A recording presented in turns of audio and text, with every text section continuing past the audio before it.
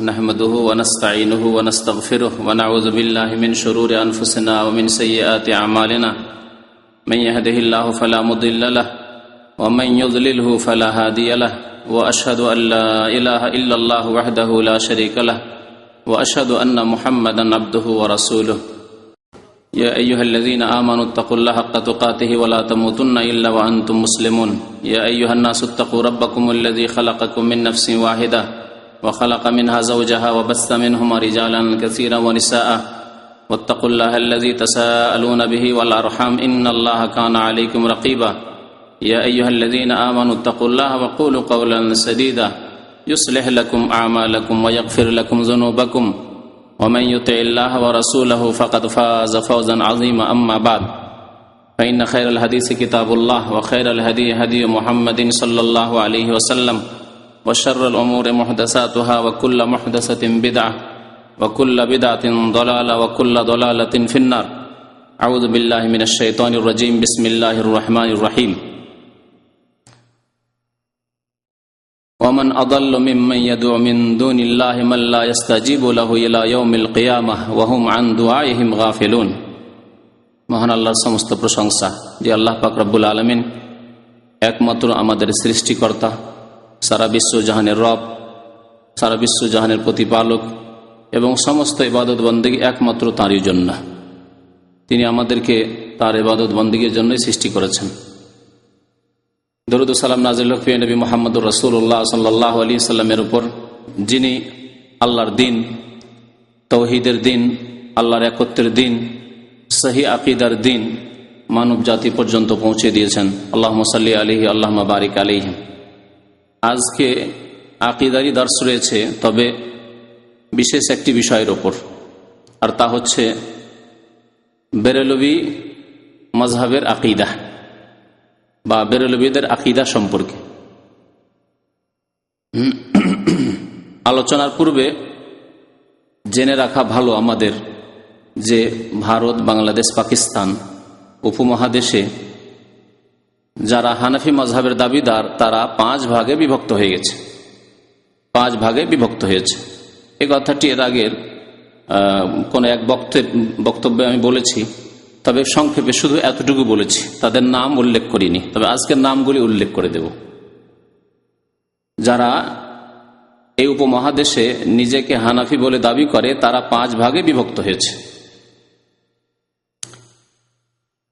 প্রথম একটি দল, যাদের প্রতিষ্ঠাতা বা যেই মযহাবের, যেই ধর্মের প্রতিষ্ঠাতা হানাফি, মাসলা মাসাইলের ক্ষেত্রে হানাফি, এবং প্রথম যুগে সে হানাফি একজন আলেমও ছিল। পরে সে নতুন ধর্ম প্রচার করেছে এই হানাফি মযহাবের নামে। সেই মযহাবের নাম হচ্ছে কাদিয়ানি মযহাব, কাদিয়ানি ধর্ম। মির্জা গোলাম আহমদ কাদিয়ানি সে নিজে হানাফি ছিল। তার জীবনের প্রথম যুগে সে একজন মাদ্রাসা পড়া একজন সাধারণ আলেম ছিল হানাফি মযহাবের। তারপরে ধীরে ধীরে সে শিরক কুফরিতে উন্নতি করতে থাকে। তারপরে সে দাবি করে যে আমি হচ্ছি মেহেদি। প্রথমখানে নবী দাবি করেনি সে, মেহেদি। তারপরে দাবি করে উঠে যে আমি মসিহ।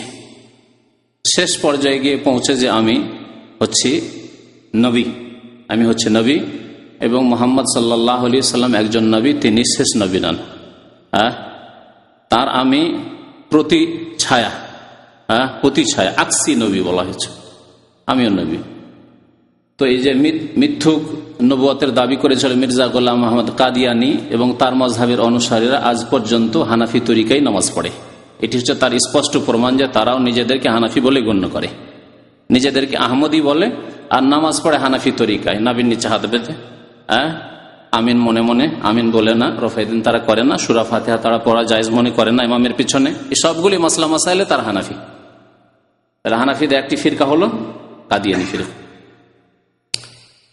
দ্বিতীয় ফিরকা হচ্ছে এই ভারত উপমহাদেশের হানাফিদের। আরেকটি কথা এর সাথে সাথে বলি যে যারা আমাদের উপমহাদেশে হানাফি বলে দাবি করে তারা কিন্তু আসলে হানাফি নয়, তারা খাঁটি হানাফি না। হানাফি হওয়ার দাবিদার ইমাম আবু হানিফা রাহমাতুল্লাহ আলাইহির আকীদা, আমলে, মাসলাকে তারা বিশ্বাসী নয়। এই কথার প্রমাণ আমি বিভিন্ন বক্তব্যে পেশ করেছি। আর এটা আরো অতিরিক্ত বিস্তারিত প্রমাণ করার জন্য কোনো একটি বিষয়ের উপরে এর উপরে আলোকপাতি করবো ইনশাল্লাহ। তবে একটি আমার বক্তব্য আছে, সেখান থেকে আপনি জানতে পারবেন যে প্রকৃত হানাফি কি। একটি বক্তব্য আছে, অডিওতে আছে, তখন সিডি হতো না, কয়েক বছর আগের বক্তব্য। প্রকৃত হানাফিকে একটা বক্তব্য আছে, কারণ তারা আকিদার ক্ষেত্রে বলে না যে হানাফি, তারা বলে আমরা মাতুরিদি না হয় আশারি। জি, তারপরে তারা আধ্যাত্মিক উন্নতির ক্ষেত্রে অর্থাৎ সুফি ইজমের ক্ষেত্রে তারা বলে যে আমরা নকশবন্দি, চিস্তি, না হয় মুজাদ্দিদি, না হয় সাহারওয়ার্দি বা কাদেরি, এইসব 4-5 তরিকার কথা বলে। তারা বলে না যে আমরা আপনার সুফিয়াতে আধ্যাত্মিক উন্নতি করার জন্য আমরা রুহানিয়তের ক্ষেত্রে আমরা হানাফি কথা বলে না। তাহলে এই ক্ষেত্রে হানাফি থাকলো না। আকিদায় তো আকিদাই হচ্ছে আসল মূল মানুষের, আকিদে তো হানাফি বলে তারা নিজেরাই দাবি করে না। তাহলে হানাফি কিসে শুধু তারা দাবি করে? বলছে আমরা ফরউতে মাসলা মাসাইলে, ফিকহের মাসলা মাসাইলে, কেমন করে নামাজ পড়বো, কেমন করে উজু করবো, কেমন করে যাকাত দেবো, কেমন করে হজ করবো, এইসব ক্ষেত্রে তারা নিজেকে হানাফি বলে দাবি করে। সেই ক্ষেত্রেও তারা হানাফি নয়, কারণ ইমাম আবু হানিফা স্বয়ং বলেছেন এই যে আসাহাল হাদিস ও ফাহুয়া মাজহাবি, সহি হাদিস যদি পেয়ে যাও সেটি হচ্ছে আমার মাজহাব। হাদিস যদি পেয়ে যাও আমার কথাকে ছুঁড়ে ফেলে দেবে, সাহাবায়ে কেরামদের কথাকে পেয়ে যাও তাহলে আমার কথাকে ছুঁড়ে ফেলে দেবে, তারা তা করে না, ঠিক না? তাহলে মাসলা মাসাইলের ক্ষেত্রে, ফিকহের ক্ষেত্রেও তারা হানাফি থাকলো না। বুঝতে পারলেন না? পারলেন না সংক্ষেপে? এই জন্য আমি বলছি যারা নিজেদেরকে হানাফি বলে দাবি করে, হানাফি বলি না, তারা হানাফি নয়। জি, এই 5টি দলের কোনটি হানাফি নয় আসলে। জি, 5টি দলের কথা যে বলবো তারা কেউ হানাফি নয় আসলে, খাঁটি হানাফি। একটি কাদিয়ানির কথা বললাম, তাই না? আর বলেছি কি না? 2 নম্বরে হচ্ছে মওদুদীপন্থী। মওদুদীপন্থী যারা, তারা নিজেরাও হানাফি বলে দাবি করে না?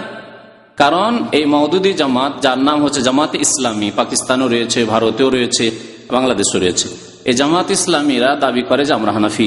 এবং জামাত ইসলামের প্রতিষ্ঠাতা আবুল আলা মওদুদী নিজে হানাফি বলে দাবি করেছে। আর বহু কিতাব আমি পড়েছি, না পড়ে কোনো কথা বলি না। তিনি বলছেন যে আমি চেষ্টা করি কোরআন হাদিস থেকে নেওয়ার, তবে যেই ক্ষেত্রে দেখি যে আমি সব দিকে দলিল আমাকে খুব কাছাকাছি লাগছে, তখন আমি হানাফি মযহাবের উপরে চলি। স্পষ্ট ভাষায় সে বলেছে, এবং সে হানাফি মযহাবের লোক, হানাফি মযহাবের উপরে চলেছে, এবং বিএ পাস একজন গ্রাজুয়েট লোক, সে মাদ্রাসা পড়ার লোক নয়। তবে সে কোরআন হাদিস চর্চা করত, আর কোরআন হাদিস চর্চা করে লিখার ক্ষমতা বেশি ছিল, এলেম চাইতে বেশি লিখত, এলেম চাইতে বেশি বলতো, সেই জন্য ভুল বেশি করেছে। কথা বুঝতে পারছেন? কারো যদি এলম থাকে আর এলম অনুসারে বলে, যতটা এলম আছে তার একটু কমই বলে বা ততটাই বলে, তাহলে ভুল অত করে না। কিন্তু এলম ইসলাম সম্পর্কে কম আর কথা বলেছে বেশি, লিখেছে খুব বেশি, তখন বেশি ভুল করেছে। হচ্ছে মওদুদীর অবস্থা। তারপরে মওদুদীপন্থী যারা, তারা পরবর্তীকালে মওদুদীর দিনকে তারা বিকৃত করেছে, মওদুদীর দিনকে পুরো নেয়নি। মওদুদী যে থিওরি পেশ করেছে বা ইসলামের ব্যাখ্যা করেছে, অনেক নতুন ব্যাখ্যা করেছে। তার মধ্যে একটি হচ্ছে ইসলামের পলিটিক্যাল ব্যাখ্যা, রাজনৈতিক ব্যাখ্যা। ইসলামের সবগুলিকে রাজনীতি এতে পরিণত করা, সবগুলি ইবাদত বন্দেগীর উদ্দেশ্য হচ্ছে রাজনীতি, ইবাদত বন্দেগীর উদ্দেশ্য হচ্ছে ওই গদিতে পৌঁছা, পার্লামেন্টে পৌঁছা, নেতৃত্বে পৌঁছা। এমনকি এই ভাষায় তিনি বলেছেন, আমি খুব পড়েছি তাদের কিতাব এবং একটু প্রভাবিত ছিলাম যে ভালোই তো, কথা তো ভালো লিখেন, কথা তো ভালো বলেন, এবং অনেকটাই মুগ্ধ ছিলাম। তারপরে যখন একদিন পড়লাম, বহু কথাই ভুল ভ্রান্তি পড়লাম, তার মধ্যে এক কথা পড়ে কিন্তু চমকে উঠলাম আমি। তিনি বলছেন রাসাইলে মাসাইলে যে নামাজ, রোজা, হজ, যাকাত এগুলি হচ্ছে ট্রেনিং কোর্স, এগুলি হচ্ছে ছোট ছোট ইবাদত ট্রেনিং কোর্স বড় ইবাদতে পৌঁছার জন্য। আর বড় ইবাদত কি তাহলে? তার ভাষায় হুকুমতে ইলাহিয়া। হুকুমতে ইলাহিয়া মানে আল্লাহর হুকুমত কায়েম করার জন্য, অর্থাৎ গদিতে পৌঁছার জন্য। পৌঁছাটা হচ্ছে বড় ইবাদত, আর নামাজ নাকি ছোট ইবাদত। এগুলো হচ্ছে ট্রেনিং কোর্স। রাস্তায় পড়ে আছেন এখন, নামাজ রোজা হজ যাকাত করছেন, রাস্তায় পড়ে আছেন। যেমন পীরপন্থী কবর পূজারীরা বলেন যে সাধারণ মানুষের রাস্তায় পড়ে আছে, আর আল্লাহর ওলি যারা, এরা রাস্তা অতিক্রম করে গন্তব্যস্থানে আল্লাহ গিয়ে বিলীন হয়ে গেছে, সুতরাং তাদের আর নামাজ রোজার দরকার নেই। খানিকটা ওই রকমই পলিটিক্যাল ব্যাখ্যা হচ্ছে মওদুদী সাহেবের, যে নামাজ রোজা হজ যাকাত এগুলি ট্রেনিং কোর্স। আর এগুলি ট্রেনিং কোর্স করে কোথায় পৌঁছিতে হবে? মানুষকে ট্রেনিং করে উন্নত হইতে হয়, তাই না? ছোট ছোট ট্রেনিং করে বড় হইতে হয়। বড় বক্তা হয়েছেন, বড় আলেম হয়েছেন ট্রেনিং করে, হ্যাঁ, বড় আপনি ডাক্তার হয়েছেন, ইঞ্জিনিয়ার হয়েছেন ট্রেনিং করে, প্রথম দিনে ছিলেন না, যেদিন আপনি পাশ করেন বা যেদিন পরে শিক্ষা লাভ করেন সেই দিন। তো এইভাবে যে কোনো ক্ষেত্রে মানুষ ট্রেনিং করে করে বড় হয়। তো বলছে বড় ইবাদত তা হচ্ছে হুকুমতে ইলাহি, সেখান পর্যন্ত পৌঁছায় হচ্ছে আসল উদ্দেশ্য। আর এগুলি হচ্ছে নামাজ, রোজা, হজ, যাকাত হচ্ছে ছোট ছোট ইবাদত। যাই হোক, মওদুদি মতবাদ সম্পর্কে আলোচনা করতে চাইছি না, কিন্তু বলতে চাইছিলাম যে দ্বিতীয় যেটি দল হানাফি মাজহাবের দাবিদার এবং হানিফা মাজহাব থেকে বেরিয়েছে ভারত উপমহাদেশ, তা হচ্ছে মওদুদিপন্থী। মওদুদি সাহেব তার জামানায় তিনি বলতেন গণতন্ত্র কুফরি, শিরক, হারাম, এবং সারা জীবন পাকিস্তানের ইলেকশন বয়কট করেছেন, ভোট দেননি। এবং তার যারা রুকুন হইতো, রুকুন বুঝেন তো না, সদস্য জামাত ইসলামী যারা হইতো তাদের জন্য ভোট দেওয়া কঠোর নিষিদ্ধ ছিল, আর ভোট দিলে তারা জামাত ইসলামী থেকে বহিষ্কৃত হতো, বের করে দেওয়া হইতো। আর সেই মতবাদকে এমন করে তারা চেঞ্জ করে দিল যে বর্তমান যারা জামাত ইসলামের নেতা, বিশেষ করে বাংলাদেশ আর পাকিস্তানে, তারা বলছে যে ভোট দেওয়া হচ্ছে জিহাদ। যেটা মওদুদির কাছে ছিল শিরক আর কুফরি, তার ভাষায় বলছে, আমার ভাষায় বলছি না, তিনি বলছেন কুফর হ্যায়, শিরক হ্যায়, জমহুরিয়ত, ডেমোক্রেসি, গণতন্ত্র। আর তাকে এই বক্তারা নাম ধরে বলার প্রয়োজন আছে, আপনারা জানেন বাংলাদেশের যে বিখ্যাত বক্তা, সে বলছে যে এখনকার জিহাদ হচ্ছে যে আমাদেরকে একটা ভোট দেবেন, জামাত ইসলামে ভোট দেবেন, এটা হচ্ছে এখনকার জিহাদ। যেটা মওদুদির জামানায়, মওদুদির কালে সেটি ছিল কুফরি কাজ আর শিরক। তো মওদুদি মতবাদ যেটি, সেটি হচ্ছে, বা মওদুদির অনুসারী যারা, তারা একদল হানাফি, তারা কিন্তু কাদিয়ানের চাইতে ভিন্ন, ভিন্ন নয়। আচ্ছা, তৃতীয় দল হচ্ছে দেওবন্দি। হানাফিদের তৃতীয় দল হচ্ছে দেওবন্দি, যাদের প্রতিষ্ঠাতা হচ্ছে কাসেম নানতবী। কাসেম নানতবী দেওবন্দ মাদ্রাসা প্রতিষ্ঠা করেছিলেন, এবং সেই মাদ্রাসার শিক্ষক, ছাত্র, ওস্তাদ, মুরব্বী, হুজুর, এবং কাসেম নানতবীর ওস্তাদ, মুরব্বী, তার পীর হচ্ছে মুহাজির মক্কি, যিনি মক্কায় থাকতেন, আর শির, কুফরি, ওয়াহদাতুল ওজুদের আকীদার প্রচার করতেন। জি, তো এই হচ্ছে দেওবন্দি মজহাব, যেটি হানাফিদের একটি দল ভারত উপমহাদেশে। আর এরা খুব সংখ্যাগরিষ্ঠ, এরা খুব শক্তিশালী, এদের সংখ্যা খুব বেশি। এদের মাদ্রাসা বাংলাদেশে হচ্ছে হাটহাজারী, ফুটিয়া, ঢাকায় বহু মাদ্রাসা তাদের, যাত্রাবাড়িতে রয়েছে, লালবাগে রয়েছে, বহু মাদ্রাসা তাদের রয়েছে। আপনার গোপালগঞ্জে রয়েছে, কি মাদ্রাসার নাম? গড়ডাঙ্গা। জি, তো এসব হচ্ছে দেওবন্দি আকীদার অনুসারী। দেওবন্দীদের আকীদা সম্পর্কে ইনশাআল্লাহ তাআলা আগামী সপ্তাহে আলোচনা হবে, বা তারপর সপ্তাহে, রমজানের আগে ইনশাআল্লাহ তাআলা আল্লাহ যদি সহি সালামত রাখে, সে সম্পর্কেও আলোচনা হবে। তাদের সম্পর্কে কিছু আলোচনা আহলে সুন্নাত ওয়াল জামাতের আকীদায় পেশ করেছি। জি, একটি দল হলো। 4 নম্বরের দল হচ্ছে, 4 নম্বর বলছি না, তাবলীগ জামাত। তাবলীগ জামাত, তাবলীগ জামাত আর দেওবন্দীদের আকীদা বা তাদের তরিকায় রয়েছে, মিল রয়েছে, তারা কাছাকাছি, কিন্তু কিছু কিছু ব্যাপারে তাদের বিরোধ রয়েছে। যেমন প্রত্যেক দেওবন্দি তাবলীগ এই চিল্লা করা, এবং চিল্লার জন্য তারা বেশি উৎসাহিত করে, মাদ্রাসা পড়তে দেয় না, বলছে পড়ে শুনে কি হবে, পড়ে শুনে আলেমরা আরাম পছন্দ হয়ে যাচ্ছে, এরা ভোগবিলাসী হয়ে যাচ্ছে, পড়াশোনা না, চিল্লাই চলো। তো এই ক্ষেত্রে দেওবন্দের ওলামাদের তাবলীগ জামাতের সাথে বিরোধ রয়েছে। জি, তো চতুর্থ জামাত যেটি হচ্ছে হানাফিদের মধ্যেকার ভারত উপমহাদেশে, সেটি হচ্ছে তাবলীগ জামাত, যারা চিল্লা দেওয়ায় বিশ্বাসী, এবং চিল্লা দেওয়ার বহু ফজিলত তারা বর্ণনা করে থাকে। নবী করিম সাল্লাল্লাহু আলাইহি ওয়াসাল্লাম 40 দিনে সফর করে না জিহাদে গিয়েছেন, না কোনোদিন তাবলীগ করা, ইসলাম প্রচারের জন্য গিয়েছেন। আর তাদের কিতাবাদিতে শিরকে ভরা আছে। তাদের কিতাবাদি ফাজাইল আমল, ফাজাইল হজ, ফাজাইল দুরুদ, ফাজাইল জিকির, ফাজাইল সাদাকাতে শিরক, কুফরি ভরা আছে, যা ইনশাআল্লাহ তাআলা সময় হলে খুব তাড়াতাড়ি বর্ণনা করা হবে আপনাদের সামনে ইনশাআল্লাহ তাআলা, এই জুমার দিনে বর্ণনা করা হবে। কটি দল হলো? 4টি দল হলো। 5 নম্বর দল হচ্ছে বেরলভী। তাদের কথা বলিনি, তাই না? বেরলভী, তাদের প্রতিষ্ঠাতা, তাবলীগ জামাতের প্রতিষ্ঠাতার নাম বলিনি, যদি হয়তো অনেকের জানা আছে, বলতে পারেন কেউ? মৌলানা ইলিয়াস সাহেব। জি, দেওবন্দীদের একজন আলেম, কিন্তু দেওবন্দীরা এই তাবলীগের থিওরি পেশ করেন। ইলিয়াস সাহেব তাবলীগের থিওরি পেশ করলেন যে 40 দিন বেরিয়ে যেতে হবে, আর নিজের এলাকায় না, বেরিয়ে যেতে হবে, বাড়ি ঘর সংসার বিবি বাচ্চা সব ছেড়ে বেরিয়ে যেতে হবে, খরুজ করতে হবে, এই মতবাদ ইলিয়াস সাহেব পেশ করলেন। জি, এগুলি সব ইংরেজদের জামানার, এগুলি যে ফিরকা জন্মিচ্ছে সবগুলি মওদুদি মতবাদ, কাদিয়ানি মতবাদ, বেরেলভি মতবাদ, তবলিগি মতবাদ, সবগুলি মতবাদ, এমনকি দেওবন্দি মতবাদ, সবগুলি জন্মেছে ইংরেজদের ছত্রছায়া। মানে ইংরেজদের 250 বছর ধরে যে ইংরেজরা রাজত্ব করেছে ভারতে, বা 200 বছর বেশি, তো সেই সময়কালে এইসব ফিরকা প্রচলিত হানাফিদের থেকে বেরিয়েছে। 5 নম্বরের দল যেটি, সেটি বেরেলভি। বেরেলভির সম্পর্কে আলোচনা আজকে করব, সময় যদিও এতেই নিয়ে এলাম বেশ কিছুক্ষণ। বেরেলভিদের আকীদা বলতে গিয়ে তাদের কিতাব থেকে প্রমাণ দেখাবার কোনো প্রয়োজন নেই, কারণ তাদের যে আকীদাগুলি আমি বর্ণনা করব তারা খোলাখুলি স্বীকার করে, তারা লুকিয়ে রাখতে চায় না, তারা সেগুলিকে গোপনে রাখতে চায় না, তারা স্পষ্টভাবে এগুলিরই তবলিগ করে তারা। সুতরাং তাদের কিতাব দিয়ে প্রমাণ করার কোনো প্রয়োজন করে না। বুঝতে পারছেন না? পারছেন না? কিতাব দিয়ে প্রয়োজন প্রমাণ করার কাদের ক্ষেত্রে? যারা নিজের আকীদাকে লুকিয়ে রাখে, বলে যে না না না না এগুলো আকীদা আমরা রাখি না, যেমন দেওবন্দীরা। বুঝতে পেরেছেন? যেমন তবলিগীরা যদি বলেন যে তোমরা তো শিরিক করো, তোমাদের কিতাবে শিরিক আছে, বলছেন না খবরদার, কখনো না, আমরা শিরিক করি না, আমাদের কিতাবে শিরিক নেই, বলে না? তাহলে তাদের ক্ষেত্রে প্রয়োজন তাদের কিতাব থেকে খুলে খুলে দেখিয়ে দেওয়া। দেওবন্দি আর তবলিগি এরা নিজের আকীদাকে লুকায়। এইরকমই জামাত ইসলামের ভাইরা, মওদুদি পন্থী, তারাও নিজের আকীদা অস্বীকার করে যে না, এই আকীদা আমরা পোষণ করিনি, আমরা নামাজ রোজা হজ যাকাতকে ট্রেনিং কোর্স বলিনি। তখন কিতাব খুলে দেখাবার প্রয়োজন আছে। বা আল্লাহর আমরা গুণকে অস্বীকার করিনি, আল্লাহর আরশে থাকাকে অস্বীকার করিনি, তখন কিতাব খুলে দেখাবার প্রয়োজন আছে। মওদুদি সাহেব আল্লাহর আরশে সমাজকে আমাকে অস্বীকার করেছে। আল্লাহ রাব্বুল আলামিন কাল কিয়ামতে হাশরের মাঠে বিচার হিসাব নিকাশ বান্দার নেওয়ার জন্য আগমন করবেন, ওয়া জা রাব্বুকাল মালাইকা, এই আয়াতের তাফসীর অস্বীকার করেছেন। এগুলি দেখাবার প্রয়োজন আছে, কিন্তু বেরেলভিদের ক্ষেত্রে দেখাবার তাদের কিতাব থেকে প্রয়োজন নেই।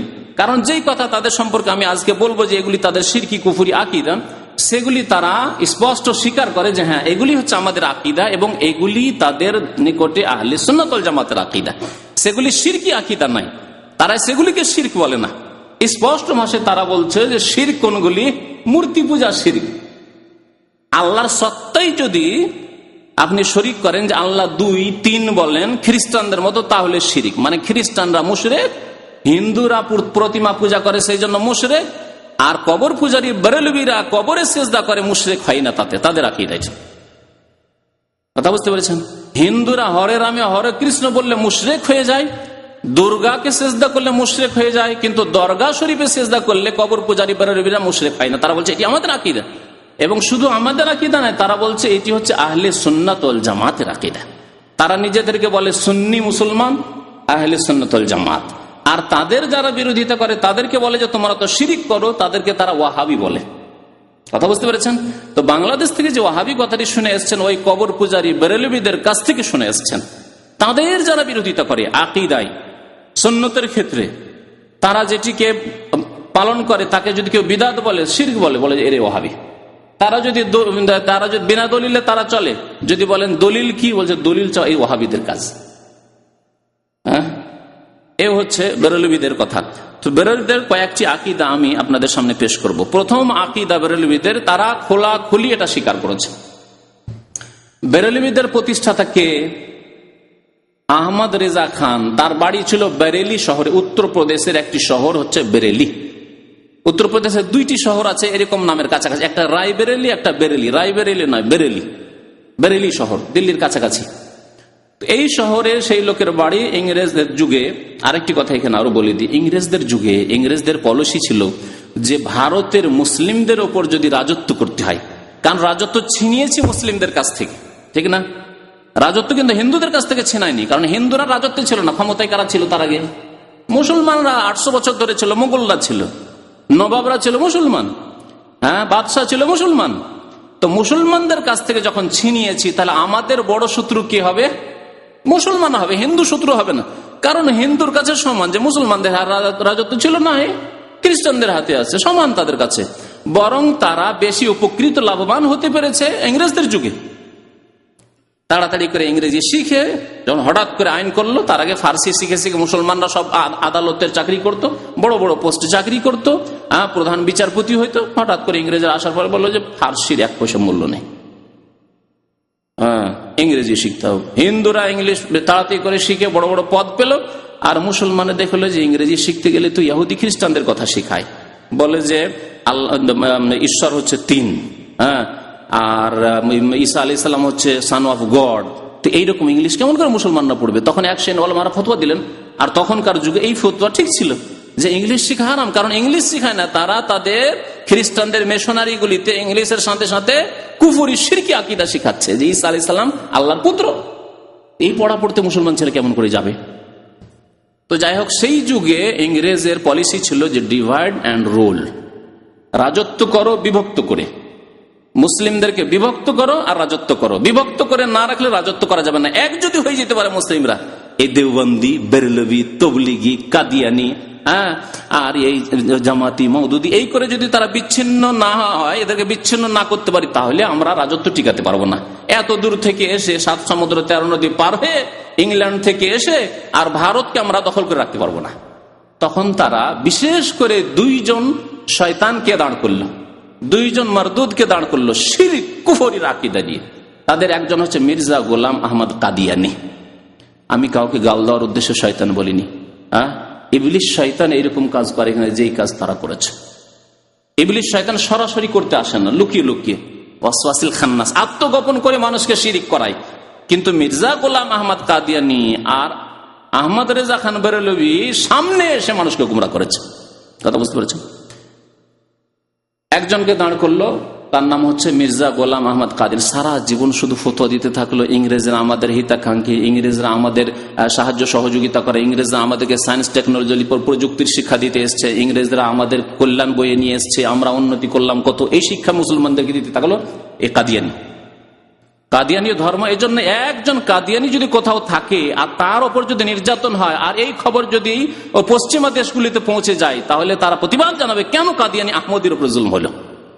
এখনো বাংলাদেশে কটা কাদিয়ানি আহমদী আছে যারা নিজেদেরকে আহমদী বলছে, কাদিয়ানি আছে। আর তাদের জন্য প্রচার মাধ্যমগুলি, পশ্চিমা প্রচার মাধ্যম লেগে আছে যে বাংলাদেশে এই কাদিয়ানিদের উপরে জুলম অত্যাচার হচ্ছে, এই হচ্ছে সেই হচ্ছে। বুঝতে পেরেছেন? কিন্তু অন্যদের উপরে জুলম অত্যাচার হলে বলবে না, কখনো বলবে না।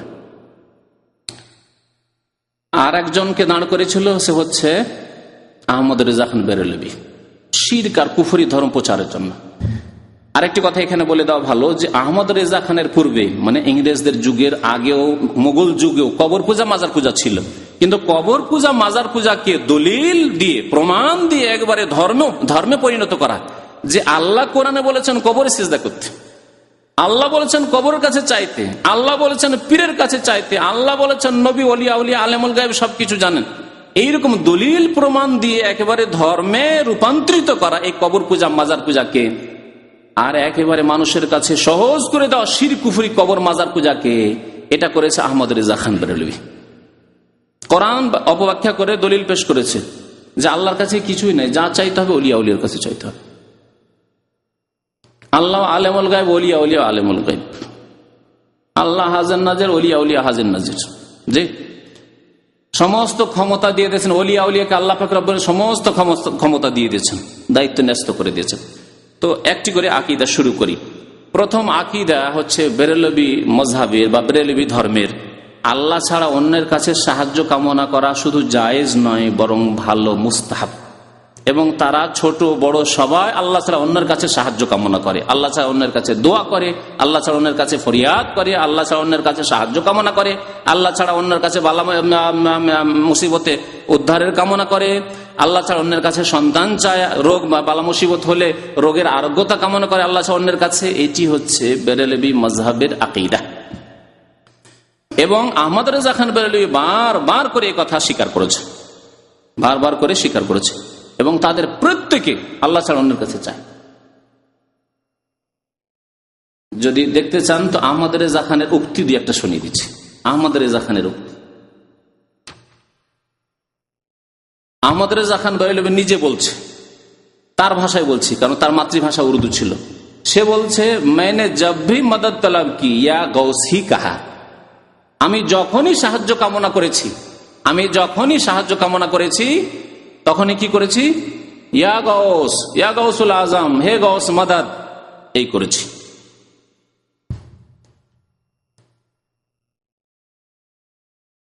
এছাড়া বহু তার কবিতা, কথা, দুয়া এরকম রয়েছে, ফরিয়াদ রয়েছে যে আল্লাহ ছাড়া অন্যের কাছে সে চাইত। জি, আহমদ রেজা খান বেরলভি বলছে যে কবর জিয়ারত করলে উপকৃত হয় মানুষ। কবর জিয়ারত করলে কি হয়? উপকৃত হয়। এ কথা আমিও বলছি, কিন্তু কবর জিয়ারত করলে উপকৃত কি হয়? হ্যাঁ, যেই ব্যক্তি জিয়ারত করলে সে উপকৃত হয় যে আখিরাত স্মরণ আসে, হ্যাঁ, দিলটা নরম হয়, মনটা নরম হয়, তখন আমল ভালো হয় মানুষের। যে আমাকে মরে যায়, আমার বাবা মরে গেছে, দাদা মরে গেছে, অনেক আলেম ওলামা ভালো মানুষরা মরে গেছে, আমাকে মরতে হবে, কি জবাব দিব আল্লাহর কাছে? তাহলে আমল সুন্দর হবে, পরকাল স্মরণ আসবে।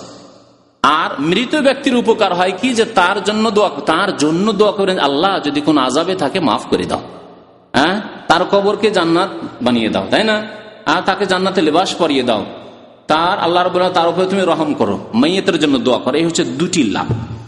আমাদের যারা বলছেন না, সে বলছে কবरों की जियारत करने से नफा हासिल होता है, नेक मर्दों से मदद मिलती है। নেক লোক ওলি আউলিয়াদের কবর জিয়ারত করলে কি হয়? সাহায্য পাওয়া যায়, মদত পাওয়া যায়। কথা বুঝতে পেরেছেন? এগুলি হচ্ছে আহমদ রেজা খানের কথা। তারপর বলছে জিয়ারত সে মকসুদ হয় কি আহলে কবর সে নফা হাসিল কিয়া যায়। জিয়ারতের উদ্দেশ্য পরকাল স্মরণ করা নয়, জিয়ারতের উদ্দেশ্য ওই মৃত ব্যক্তি অসহায় তার জন্য দোয়া করা নাই, হাবুডুবু করছে তাকে উঠাবে একটু দোয়া করে, এই নাই। কি হচ্ছে? আহলে কবর সে নফা হাসিল কিয়া যায়, কবরবাসী থেকে উপকৃত হওয়া, হ্যাঁ, চাওয়া যে হে কবরবাসী আমাদেরকে উদ্ধার করো। আরো লিখেছে যে মানুষ ওলি আউলিয়া আছে, বাংলায় আছে ওটা। এই কিতাবটি উর্দুতে লেখা আছে বাহারে শরিয়ত, নাম আছে কি বাহারে শরিয়ত, উর্দুতে নামটি লিখে রেখেছে এই জন্য এখানে।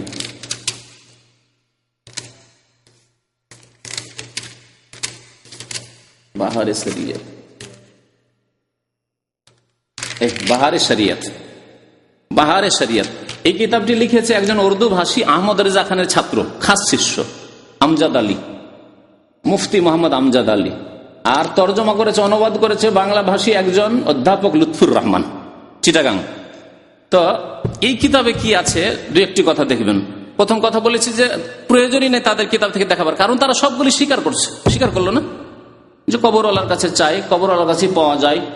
জি, তো তাদের প্রথম ধর্ম হচ্ছে যে আল্লাহ ছাড়া অন্যের কাছে চাওয়া, মৃত্যুর কাছে চাওয়া। এই মর্মে এই কিতাবে লিখেছে এই বেরেলভি আহমদ রেজা খানের ছাত্র যে ওলি আউলিয়া যখন ইন্তেকাল করে যান, ইন্তেকাল তো তারা বলে না, মরে যাওয়া বলে না, যখন চলে যায়, হ্যাঁ, বিদায় হয়ে যায়, পৃথিবী থেকে বিদায় হয়ে যায়, তখন পৃথিবীতে যে অবস্থায় ছিল তার চাইতে অনেক বেশি শক্তিশালী হয়ে যান, তার চাইতে অনেক বেশি শক্তিশালী হয়ে যান। সুতরাং জীবিত অবস্থায় যা না দিতে পারতেন, যা শুনতে না পারতেন, তা কবরে চলে যাওয়ার পরে শুনতে পারেন, দিতে পারেন। জি, এ হচ্ছে কবর পূজারীদের আকীদা। অথচ আল্লাহ পাক রব্বুল আলামিন কি বলেছেন? বহু আয়াত রয়েছে আল্লাহ ছাড়া অন্যকে আহ্বান করা। এই সম্পর্কে বেশ কিছুদিন আগে আমি আগেরও বক্তব্য আছে, আর এই মাসখানেক আগে একটা বক্তব্য করেছি, আল্লাহ ছাড়া অন্যকে ডাকা। আল্লাহ একটি আয়াত ইরশাদ করেছেন, ওমান আদাল্লু মিম্মান ইয়াদউ মিন দুনিল্লাহ, ওই ব্যক্তি, যে ব্যক্তি আল্লাহ ছাড়া অন্যকে ডাকে, অন্যের কাছে দোয়া করে, তার চাইতে গুমরাহ পথভ্রষ্ট আর কি আছে? মানে তার চাইতে পথভ্রষ্ট গুমরাহ আর পৃথিবীতে কেউ নেই। আবু জাহালও না, আবু লাহাব না, সেম। কেন আবু জাহাল, আবু লাহাব লাত উজ্জা মানাত হোবলকে ডাকতো, আর ও জিলানি চিশতিকে ডাকছে, তো সমান। এই জন্য ওর চাইতে গুমরাহ কেউ নেই, ওর সমানগুলি আছে। ওর সমান কার্ল মার্কস, ওর সমান হচ্ছে বোস, ওর সমান হচ্ছে আপনার লেনিন, স্টালিন, ওর সমান হচ্ছে আপনার গান্ধী, ওর সমান হচ্ছে আপনার রামকৃষ্ণ, ওর সমান হচ্ছে আপনার আবু জাহাল, আবু লাহাব, উতবা, শাইবা, রাবিয়া, আল্লাহ নবীর দুশ্মন যারা, আব্দুল্লাহ বিন উবাই মুনাফিক। কিন্তু যে আল্লাহ ছাড়া অন্যের কাছে আহ্বান করে, দোয়া করে, তার চাইতে বড় গুমরাহ পৃথিবীতে কেউ নেই। তার চাইতে ছোট আছে না হয় সমান আছে। বুঝতে পারছেন না? ওমান আদাল্লু মিম্মান ইয়াদউ মিন দুনিল্লাহ, আল্লাহ ছাড়া অন্যের কাছে যারা দোয়া করে, তার চাইতে গুমরাহ, রাস্তাহারা, পথভ্রষ্ট, পাপিষ্ট আর পৃথিবীতে কেউ নেই। কারণ সে মুশরিক, আর মুশরিকের চাইতে বড় গুনাহগার, পাপিষ্ট আর পৃথিবীতে কেউ নেই। আর দোয়া করে এমন ব্যক্তিদের কাছে, মৃতদের কাছে অথবা জীবিতদের কাছেই হোক, মান লা ইয়াস্তাজিবু লাহু ইলা ইয়াউমিল কিয়ামা, কিয়ামত পর্যন্ত তাদের ডাকে, তাদের দোয়াই সাড়া দিতে পারে না, জবাব দিতে পারে না। মৃতদের যেহেতু পূজা করে থাকে লোকেরা, কবর পূজা করে থাকে, মাজার পূজা করে থাকে, সেই জন্য তাদের সম্পর্কে আল্লাহ বলছেন মান লা ইয়াস্তাজিবু লাহু ইলা ইয়াউমিল কিয়ামা, এরকমই মূর্তি, পুতুল জবাব দিতে পারবে? হ্যাঁ, লাত উজ্জা মানাত যেমন জবাব দিতে পারতো না, তেমন হিন্দুদের দুর্গা সরস্বতী জবাব দিতে পারে না। ওই রকম আব্দুল কাদের জিলানির কবরের কাছে গিয়ে, আর খাজা মঈনুদ্দিন চিশতি, আর ফুরফুরা, আটটসি, মাইজ ভান্ডারী, শাহজালাল, সব জায়গায় গিয়ে যদি কেউ ফরিয়াদ করে, জবাব দিতে পারবে কবর থেকে? আল্লাহ বলছেন জবাব দিতে পারবে না। কেউ যদি বলে যা না, নবীর কবর থেকে ওয়ালাইকুম আসসালামের আওয়াজ আসতো, হ্যাঁ নবী সাল্লাল্লাহু আলাইহি সাল্লাম মানুষের সমস্যার সমাধান করতে আসতেন, তাহলে কুফরি শিরকি আকীদা, মিথ্যা কথা। কোথাও শয়তান দেখেছে?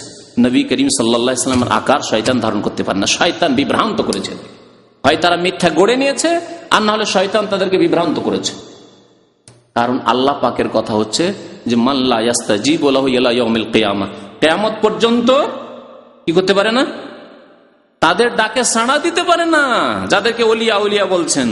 ওয়াহুম আন দুআইহিম গাফিলুন, আর তাদেরকে যে ডাকা হচ্ছে, তাদের কাছে সন্তান চাইছেন, তাদের কাছে আপনি রোগ ভালো করে চাইছেন, তাদের কাছে বালা মুসিবত দূর করে চাইছেন, মাদাদিয়া খাজা বাবা, মাদাদিয়া শাহজালাল বাবা, শাহপুরান বাবা, আটরসি বাবা, উদ্ধার করো বাবা, মনের আশা পূরণ করো। ওয়াহুম আন দুআইহিম গাফিলুন, আপনাদের দোয়া থেকে গাফিল, শুনেই না তারা, কিছুই খবর নেই তাদের কাছে, বেখবর। আর কিয়ামতের দিনে ওয়াইজা হুশিরান নাসু কানু লাহুম আদা, কিয়ামতের মাঠে তাদের শত্রু হয়ে আসবে। যদি তারা সৎ হয়ে থাকে তাহলে এই মুশরিকদের যারা ডেকেছে তাদেরকে তাদের শত্রু, কানু লাহুম আদা ওয়া কানু বিইবাদাতিহিম কাফিরিন, আর তাদের ইবাদত দোয়াকে অস্বীকার করে আল্লাহ আমরা এসব শিখাইনি। আব্দুল কাদের জিলানী যদি এই আদেশ না দিয়ে থাকেন তাহলে তিনি অস্বীকার করবেন। মুহাম্মদ রাসূলুল্লাহ সাল্লাল্লাহু আলাইহি ওয়াসাল্লাম এই আদেশ দেননি। সুতরাং কেউ যদি মাদাদ ইয়া রাসূলুল্লাহ করে থাকে, আল্লাহ নবীর কাছে মদদ চেয়ে থাকে, তাহলে আল্লাহ নবী অস্বীকার করবেন এবং কাল কিয়ামতে বাদী হয়ে দাঁড়াবেন এই মুশরিকদের বিরুদ্ধে, কবর পূজারীদের বিরুদ্ধে। এই একটি আকীদা তাদের প্রত্যেক কিতাবে পাবেন। আর যারা এটাকে অস্বীকার করে তাদেরকে তারা কাফের, মুশরিক এবং বলেছে যে তারা বেয়াদব, আল্লাহ নবীর সম্মান করে না, আর ওলি আউলিয়ার সম্মান করে না। আর তারা হলো ওয়াহাবি, ওয়াহাবি হচ্ছে বেয়াদব তাদের কাছে।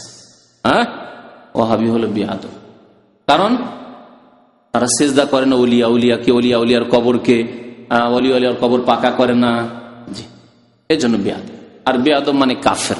এই জন্য আহমদ রেজা খান, ওর ভাষা এত মানে শক্ত ভাষা ছিল যে সারা পৃথিবীর মুসলিমকে সে কাফের বলে আখ্যায়িত করেছে। বলছে আমাদের আকীদায় যারা বিশ্বাসী নয়, ওলি আউলিয়ার কাছে যারা চাই না, ওলি আউলিয়াকে যারা সিজদা করে না, সিজদাকে তারা দুই ভাগে ভাগ করেছে। সিজদাও তারা করে, কবর মাজারে সিজদার শিক্ষা দেয়। আহমদ রেজা খান স্বয়ং এই সিজদার ভাগ করেছে। এই আমজাদ আলী, এইরকম আরো যে শিষ্যগুলি রয়েছে আহমদ রেজা খানের, তারা সবাই সিজদাকে দুই ভাগ করেছে। আর বলেছে একটা হচ্ছে সিজদা ইবাদত, ওটা আল্লাহর জন্য, নামাজের সিজদাটা ইবাদতের সিজদা, ওটা আল্লাহর জন্য। আর একটা সিজদা হচ্ছে সিজদায়ে তাজিমি, সিজদায়ে তাজিমিটা হচ্ছে সম্মানের জন্য। সুতরাং ওলি আউলিয়াকে সেজদা করব, মাজারে সেজদা করব, পীরকে সেজদা করব, জীবিত মৃত পীরকে সেজদা করবো, এটা তাজিমের জন্য। আল্লাহু আকবার। এইভাবে তারা আল্লাহ ছাড়া অন্যকে সেজদা করা জায়েজ করেছে। অথচ নবী করিম সাল্লাল্লাহু আলাইহি ওয়াসাল্লাম কি বলেছেন? কোন কাউকে যদি সেজদার অনুমতি দিতাম, তাহলে কাকে দিতাম? স্ত্রীকে দিতাম, যে স্বামীকে তুমি সিজদা করো। লাউ কুনতু আমরু আহাদান আন ইয়াসজুদা লিআহাদিন, যদি কাউকে এই পারমিশন, অনুমতি দিতাম যে কাউকে সিজদা তুমি করতে পারো, লা আমারতুল মারআতা আন তাসজুদা লিজাওজিহা, তাহলে স্ত্রীকে বলতাম যে তোমার স্বামীকে তুমি সিজদা করতে পারবে। কিন্তু স্বামীকেও যদি সিজদা করে সে মুশরিকা হয়ে যাবে, মুসলমান থাকবে না। আর আল্লাহ ছাড়া কাউকে সিজদা করা জায়েজ নেই। সিজদা সম্মানের জন্য হোক আর ইবাদতের নিয়তে হোক, সমস্ত সিজদা আল্লাহর জন্য। এই সিজদা হচ্ছে একমাত্র আল্লাহ পাক রব্বুল জন্য। সিজদা হচ্ছে ইবাদত, এবং সিজদায় বান্দা আল্লাহর অত্যন্ত নিকটবর্তী হয়ে যায়। সেই ইবাদত আল্লাহ ছাড়া আর কাউকে কেমন করে দিতে পারে? কবর পূজারীদের, বেরেলবিদের আর একটি আকীদা হচ্ছে, শেষখানে আমি তাদের কিতাব থেকে দুই একটা কথা পড়ে শোনাবো। আর একটি আকীদা হচ্ছে যে যত আম্বিয়া এবং রসুল ছিলেন, আর শেষ নবী মুহাম্মদ সাল্লাল্লাহু আলাইহি ওয়াসাল্লাম তাদের প্রথম সারিতে, আর যত আউলিয়া কেরাম রয়েছেন সবাই আলেমুল গায়ব, সমস্ত অদৃশ্যের কথা জানেন, এমনকি ক্ষুদ্র থেকে ক্ষুদ্র কথা জানেন, অতীতের, বর্তমানের, ভবিষ্যতের, এমনকি এই কিতাবে আছে লৌহে মাহফুজের খোঁজ খবর পর্যন্ত জানেন। এই জন্য ওলিয়া উলিয়ার কাছে পীর যখন যায় না, পীরের কাছে ওলিয়া উলিয়া পীরের কাছে যখন মুরিদরা যায়, তখন মুরিদ কি উদ্দেশ্যে গিয়েছে বলে দেয়, অন্তরের কথা বলে দিতে পারে। আর মুরিদ কি সমস্যা নিয়ে গেছে তাও বলে দিতে পারে যে আপনি এই সমস্যা নিয়ে এসেছেন। তারপরে মুরিদের ভাগ্যে হয়তো ছেলের জন্য গিয়েছে, ছেলে মেয়ে হচ্ছে না, বিয়ে শাদী করে ছেলে মেয়ে হচ্ছে না, রোগ ভালো হচ্ছে না, রোগ ভালো হবে কি হবে না, না এই রোগে মরে যাবে, ছেলে মেয়ে পাবে না, তাও নাকি লহে মাহফুজ কাশফের মাধ্যমে দেখে বলে দিতে পারে যে হ্যাঁ লহে মাহফুজ, আলিমুল গায়ব যেহেতু লহে কালাম সবকিছুর খবর রাখে, তো লহে মাহফুজ দেখে বলে যে হ্যাঁ তোমার নামে ছেলে নেই। তারপরে বড় পীরের নামে বাংলায় যে জীবনীটা লেখা আছে, উর্দুতেও আছে, আমার কাছে উর্দুটা আছে, বাংলাটা ছিল খুঁজে পাচ্ছি না, আছে কোনো জায়গায় হয়তো, কারণ অনেকে যারা তওবা করে সেই কিতাবগুলো আমি আলহামদুলিল্লাহ দেশ থেকে নিয়ে আসার প্রয়োজন হয়নি, এই বইটি নিয়ে আসার প্রয়োজন হয়নি, খুঁজতে খুঁজতে হঠাৎ করে পেয়ে গেলাম এই কবর পূজারীদের একটা বই। তো এই বইগুলো সংগ্রহ রাখার মাঝে মাঝে কাজে আসে যারা দিনের দাওয়াতি কাজ করে তাদের, যাতে করে অস্বীকার না করতে পারে, আর এরা অস্বীকারও করেন না, বুক ফুলিয়ে তারা স্বীকার করে এই আকীদাগুলি। তো ওই আব্দুল কাদের জিলানীর জীবনীতে লিখেছে যে তার এক মুরিদ ছিল, যেই মুরিদের ছেলে সন্তান সন্ততি হবে না, লহে মাহফুজে লেখা আছে হবে না, তারপরে সে তকদির পাল্টি দিল, আল্লাহ দিতে বাধ্য হয়ে গেল বড় পীরের কথা শুনে। তো ইলমে গায়ব মানে অদৃশ্যের কথা আল্লাহ ছাড়া পৃথিবী তার কেউ জানে না, এমনকি ফেরেশতাদেরকে যতটুকু ক্ষমতা দেওয়া হয়েছে ততটুকুই জানেন, তার বেশি তারা জানেন না। প্রিয় নবী সাল্লাল্লাহু আলাইহি ওয়াসাল্লাম গায়বের খবর জানতেন না, অদৃশ্যের খবর যদি জানতেন তাহলে তিনি আগেই জেনে নিতেন অন্তরের কথা তায়েববাসীর, যে তায়েববাসীর একটিও লোক মুসলমান হবে না, বরং আমাদের উপর জুলম অত্যাচার করবে, রক্তিত করে দিবে আমাদেরকে মারধর করে, সেখানে গিয়ে অপমান হইতে হবে, লাঞ্ছিত হইতে হবে। কখনো তিনি তাইফে যেতেন না, ঠিক কিনা? নবী করিম সাল্লাল্লাহু আলাইহি ওয়াসাল্লাম গেলেন, সেখান থেকে ফিরে আসলেন। ওহদের যুদ্ধে মুসলমানরা হতাহত হলো, ক্ষতিগ্রস্ত হলো। কেন? আল্লাহর নবীর একটি কথা বিরোধিতা করে দেওয়ার জন্য। ইচ্ছা করে হয়তো করেননি, তারা যুক্তি দেখেছেন যে আর তো যুদ্ধ শেষ হয়ে গেছে, সেই সময় ক্ষতিগ্রস্ত হচ্ছে। নবী করিম সাল্লাল্লাহু আলাইহি ওয়াসাল্লাম যদি আলেমুল গায়ব হতেন তাহলে জানতেন যে 50 জনকে এখানে এই যে জাবালে রোমাতে পাহাড়ে নিযুক্ত করলাম, এরা আমার কথা শুনে থাকবে না, তাহলে আরো কোনো ব্যবস্থা নিতেন তিনি। বাইরা নেমে যাচ্ছে, সাথে সাথে তিনি ব্যবস্থা নিতেন। কিছুই জানেন না, অতর্কিত হামলা পিছন দিক থেকে। খালেদ বিন ওয়ালিদ তখনও কাফেরদের নেতা, কমান্ডার, পিছন দিক থেকে এসে ঘিরে নিল, আর সামনের দিকে যারা পালাচ্ছিল কাফের তাদেরকেও ডাক দিল যে এসো, পেয়ে গেছি। দুই দিক থেকে পিষে দেওয়ার মতো মুসলমানদেরকে পিষে দিল। সাথে সাথে কয়েক মিনিটের মধ্যে 70 জন সাহাবায়ে কেরাম শহীদ হয়ে গেলেন। নবী করিম আলেমুল গায়ব হয়ে এসব কাজ করেছেন। নবী করিম সাল্লাল্লাহু আলাইহি সাল্লামের কাছে একদল কাফেররা এসে মিছামিছি বললো যে আমরা মুসলমান হয়ে গেছি, তো কোরআনের তালিম দেওয়ার লোক না, আমরা সবাই তো মূর্খ, নতুন নতুন মুসলমান, কোরআনের তালিমের জন্য কিছু হাফেজকে পাঠিয়ে দেন, আমাদের গোটা বংশ মুসলমান হয়ে গেছে, বরং কয়েক বংশ মুসলমান হয়ে গেছে, এই কথা বললো। বুখারী শরীফের হাদিস রয়েছে, মুসলিম শরীফে রয়েছে। জি, নবী করিম সাল্লাল্লাহু আলাইহি ওয়াসাল্লাম 70 জন সাহাবায়ে কেরামকে পাঠিয়ে দিলেন। যখন তাদের এলাকায় গিয়েছে তারা ঘেরাও করে সবগুলিকে শহীদ করে দিল, একজন কোন রকম বেঁচে ফিরে এসেছিলেন রাদিয়াল্লাহু তাআলা আনহুম আজমাইন। নবী করিম সাল্লাল্লাহু আলাইহি ওয়াসাল্লাম যদি আলেমুল গায়ব হতেন তাহলে তাদের ষড়যন্ত্র, তাদের কোথায় মিটিং হয়েছে সবগুলি শুনে এসেছেন। শুনে আসার পরে, খোঁজ খবর রাখার পরে, সব জানার পরে এইভাবে সাহাবায়ে কেরামদেরকে পাঠিয়ে দিবেন কাফেরদের হাতে? হ্যাঁ, জীবন দেওয়ার জন্য? কখনো না। নবী করিম সাল্লাল্লাহু আলাইহি ওয়াসাল্লাম যদি আলেমুল গায়ব হতেন, মা আয়েশা রাদিয়াল্লাহু তাআলা আনহা সম্পর্কে মুনাফিকরা মিথ্যা অপবাদ দিয়েছিল। 1 মাস ধরে নবী করিম সাল্লাল্লাহু আলাইহি ওয়াসাল্লাম সন্দিহান ছিলেন, কি জানি হতেও পারে, মানুষ মাত্র ভুল হতে পারে। একবার গিয়ে আবু বকরের কাছে পরেশান, একবার গিয়ে উসমানের কাছে পরামর্শ চাইছেন, একবার গিয়ে উমরের কাছে, একবার গিয়ে আলীকে বলছেন আচ্ছা বলো তো আয়েশা সম্পর্কে কি জানো, তোমাদের মত কি, তোমরা কি কোনোদিন খারাপ কিছু দেখেছো? আলেমুল গায়ব সব জানছেন যে এগুলো সব মিথ্যা রটনা, সব এগুলো সব রচনা করেছে, ষড়যন্ত্র করেছে। তাহলে কি করে পরামর্শ নিতে যাবেন, আবার সন্দিহান থাকবেন? একবার এসে বলছেন মা আয়েশা রাদিয়াল্লাহু তাআলা আনহার কাছে, তিনি অসুস্থ হয়ে পড়েছেন এই খবর শুনে, বলছেন আয়েশা যদি তুমি গুনাহ করে থাকো, ইন কুনতি আলমামতি বিযামবিন, তুমি যদি গুনাহগুলি করে থাকো, ফাতুবি ইলাল্লাহ, তওবা করো, আল্লাহ পাক রব্বুল সমস্ত গুনাহ খাতা maaf করে দেবে, স্বীকার করে নাও। সুবহানাল্লাহ। মা আয়েশা বলছে আমি কি জবাব দেব, এর জবাব কোন খুঁজে পেলাম না। তখন বললাম যে আমি আর কিছুই বলতে পারছি না, যদি আমি বলি যে আমি সত্যি আছি তবুও আপনাকে বিশ্বাস করাতে পারবো না, আর যদি আমি বলি যে না আমার দ্বারা গুনাহ হয়েছে তাহলে আল্লাহই ভালো জানেন যে আমি গুনাহ করিনি, তাহলে বলবো কি, আমি কি কথা বলে আপনাকে বিশ্বাস করতে পারবো? আমার কাছে আর কোনো কথা নেই, একমাত্র ওই কথা ছাড়া যে ইউসুফ আলাইহিস সালামের পিতা ইয়াকুব আলাইহিস সালাম যে কথা বলেছিলেন সেই কথা ছাড়া আর আমার কাছে কোনো কথা নেই। ফাসাবরুন জামিল ওয়াল্লাহুল মুস্তাআনু আলা মা তাসিফুন। 1 মাস ধরে সন্দিহান, সূরা নূরের আয়াত নাযিল হলো, বেশ কয়েকটি আয়াত নাযিল হলো, 12টি আয়াত নাযিল হলো। আল্লাহ পাক রব্বুল স্পষ্ট ভাবে ঘোষণা করলেন যে আয়েশা রাদিয়াল্লাহু তাআলা পুত্র পবিত্র এবং তিনি সমস্ত রকমের মিথ্যা রটনা থেকে একেবারে পাক সাফ, তিনি সতী। আল্লাহ যখন তার সতীত্বের ঘোষণা করলেন, পাক পরিষ্কার থাকার ঘোষণা করলেন, তখন নবী করিম সাল্লাল্লাহু আলাইহি ওয়াসাল্লাম শান্তি পেলেন। 1 মাস ধরে মানসিক অশান্তিতে ভুগবেন একজন মানুষ, অথচ আলেমুল গায়ব। তারা আলেমুল গায়ব শুধু আল্লাহর নবীকে নয়, সমস্ত ওলিয়া উলিয়া, যত ওলিয়া উলিয়া সব আলেমুল গায়ব বেরেলবিদের নিকটে একটি আকীদা তাদের। 2 নম্বর আকীদা বললাম। 3 নম্বর আকীদা যে আম্বিয়া এবং আউলিয়া, নবীগণ ওলিগণ এরা হাজির নাজির, এরা হচ্ছে হাজির নাজির। হাজির নাজির মানে কি? 2টি শব্দ কিন্তু আরবি, তাই না? হাজির মানে উপস্থিত। তাদের আকীদা হচ্ছে যে কোনো জায়গায় যে কোনো ওলি আর যে কোনো নবী উপস্থিত হতে পারে। এই জন্য বাংলাদেশে মিলাদ পড়া যারা রয়েছে পার্টি, তারা 2 রকমের। একদল মিলাদ পড়ে বসে বসে, তারা মনে করে যেন নবী হাজির হন না, বিদাতি। কিন্তু শিরকি কুফরি আকীদা তারা রাখে না, বলে যে না, নবী হাজির হন না, তবে আমরা মিলাদ পড়লে নেকি পাবো, এই বিদাত করে তারা। আর এক দল মিলাদ পড়তে পড়তে গিয়ে এক সময় কি হয়ে যায়, দাঁড়িয়ে যায়, লাফ দিয়ে দাঁড়িয়ে যায়। আর একটা খালি কুরসিও রাখে মহফিলে, অনুষ্ঠানে, যে নবী সাল্লাল্লাহু আলাইহি ওয়াসাল্লাম আসবেন, তখন এই খালি কুরসিতে বসবেন। বক্তা সাহেব আগে এসে উপস্থিত, আর নবী সাল্লাল্লাহু আলাইহি ওয়াসাল্লামের কেমন করে মানহানি করে নবী নাকি সব শেষে আসবে। তো নবী করিম সাল্লাল্লাহু আলাইহি ওয়াসাল্লাম নাকি ওদের মহফিলে উপস্থিত হয়ে যান। কোন কোন জায়গায় তারা বলে যে মহফিলে উপস্থিত হন, মিলাদ মহফিলে, ওয়াজ মহফিলে, জলসা মহফিলে হাজির হন। আবার কোন কোন কিতাবে লিখেছে এই বেরলবিরা যে নবী সাল্লাল্লাহু আলাইহি ওয়াসাল্লাম যে কোনো জায়গায় সবসময় হাজির। তাহলে তাদের কথাতেই দ্বন্দ্ব, হ্যাঁ, দ্বন্দ্ব নয়। যদি বলেন যে ভালো ভালো মহফিল গুলিতে হাজির, তাহলে সব জায়গায় আল্লাহ নবী হাজির নন, সবসময় হাজির নন।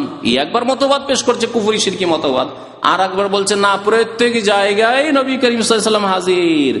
এমন কি আউযুবিল্লাহ, এই বেরেলবিদের কিতাবে রয়েছে, আমি পড়েছি, সে কিতাবে আছে যে এমন কি স্বামী স্ত্রীর মিলন হয়, নাউযুবিল্লাহ, সেখানেও নাকি হাজির। সব খবর রাখেন নবী করিম, কোথায় কি হচ্ছে না হচ্ছে সব খবর রাখেন, সব জায়গায় হাজির। হাজির মানে উপস্থিত, আর নাজির মানে দেখা। তাহলে তিনি সব জায়গায় হাজির, সর্বস্থানে হাজির, নবী এবং সমস্ত আম্বিয়া কেরাম এবং অলিগণ।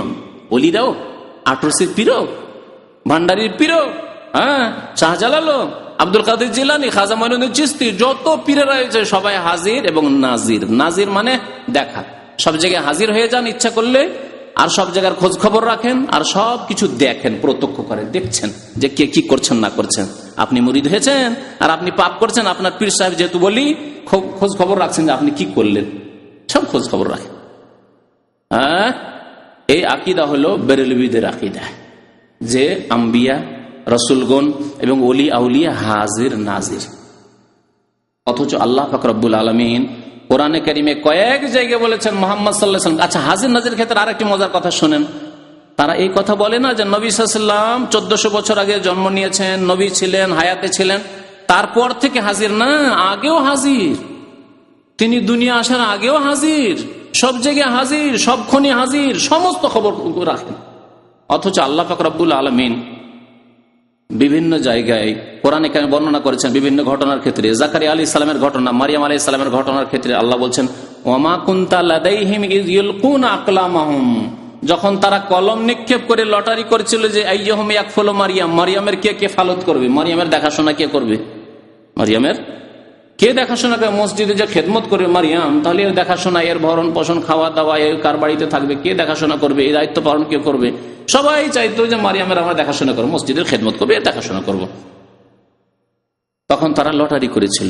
আল্লাহ বলছেন, ওমা কুনতা লাদাইহিম, হে মুহাম্মদ সাল্লাল্লাহু আলাইহি ওয়াসাল্লাম, আপনি তখন সেখানে উপস্থিত ছিলেন না, আপনি সেখানে উপস্থিত ছিলেন না।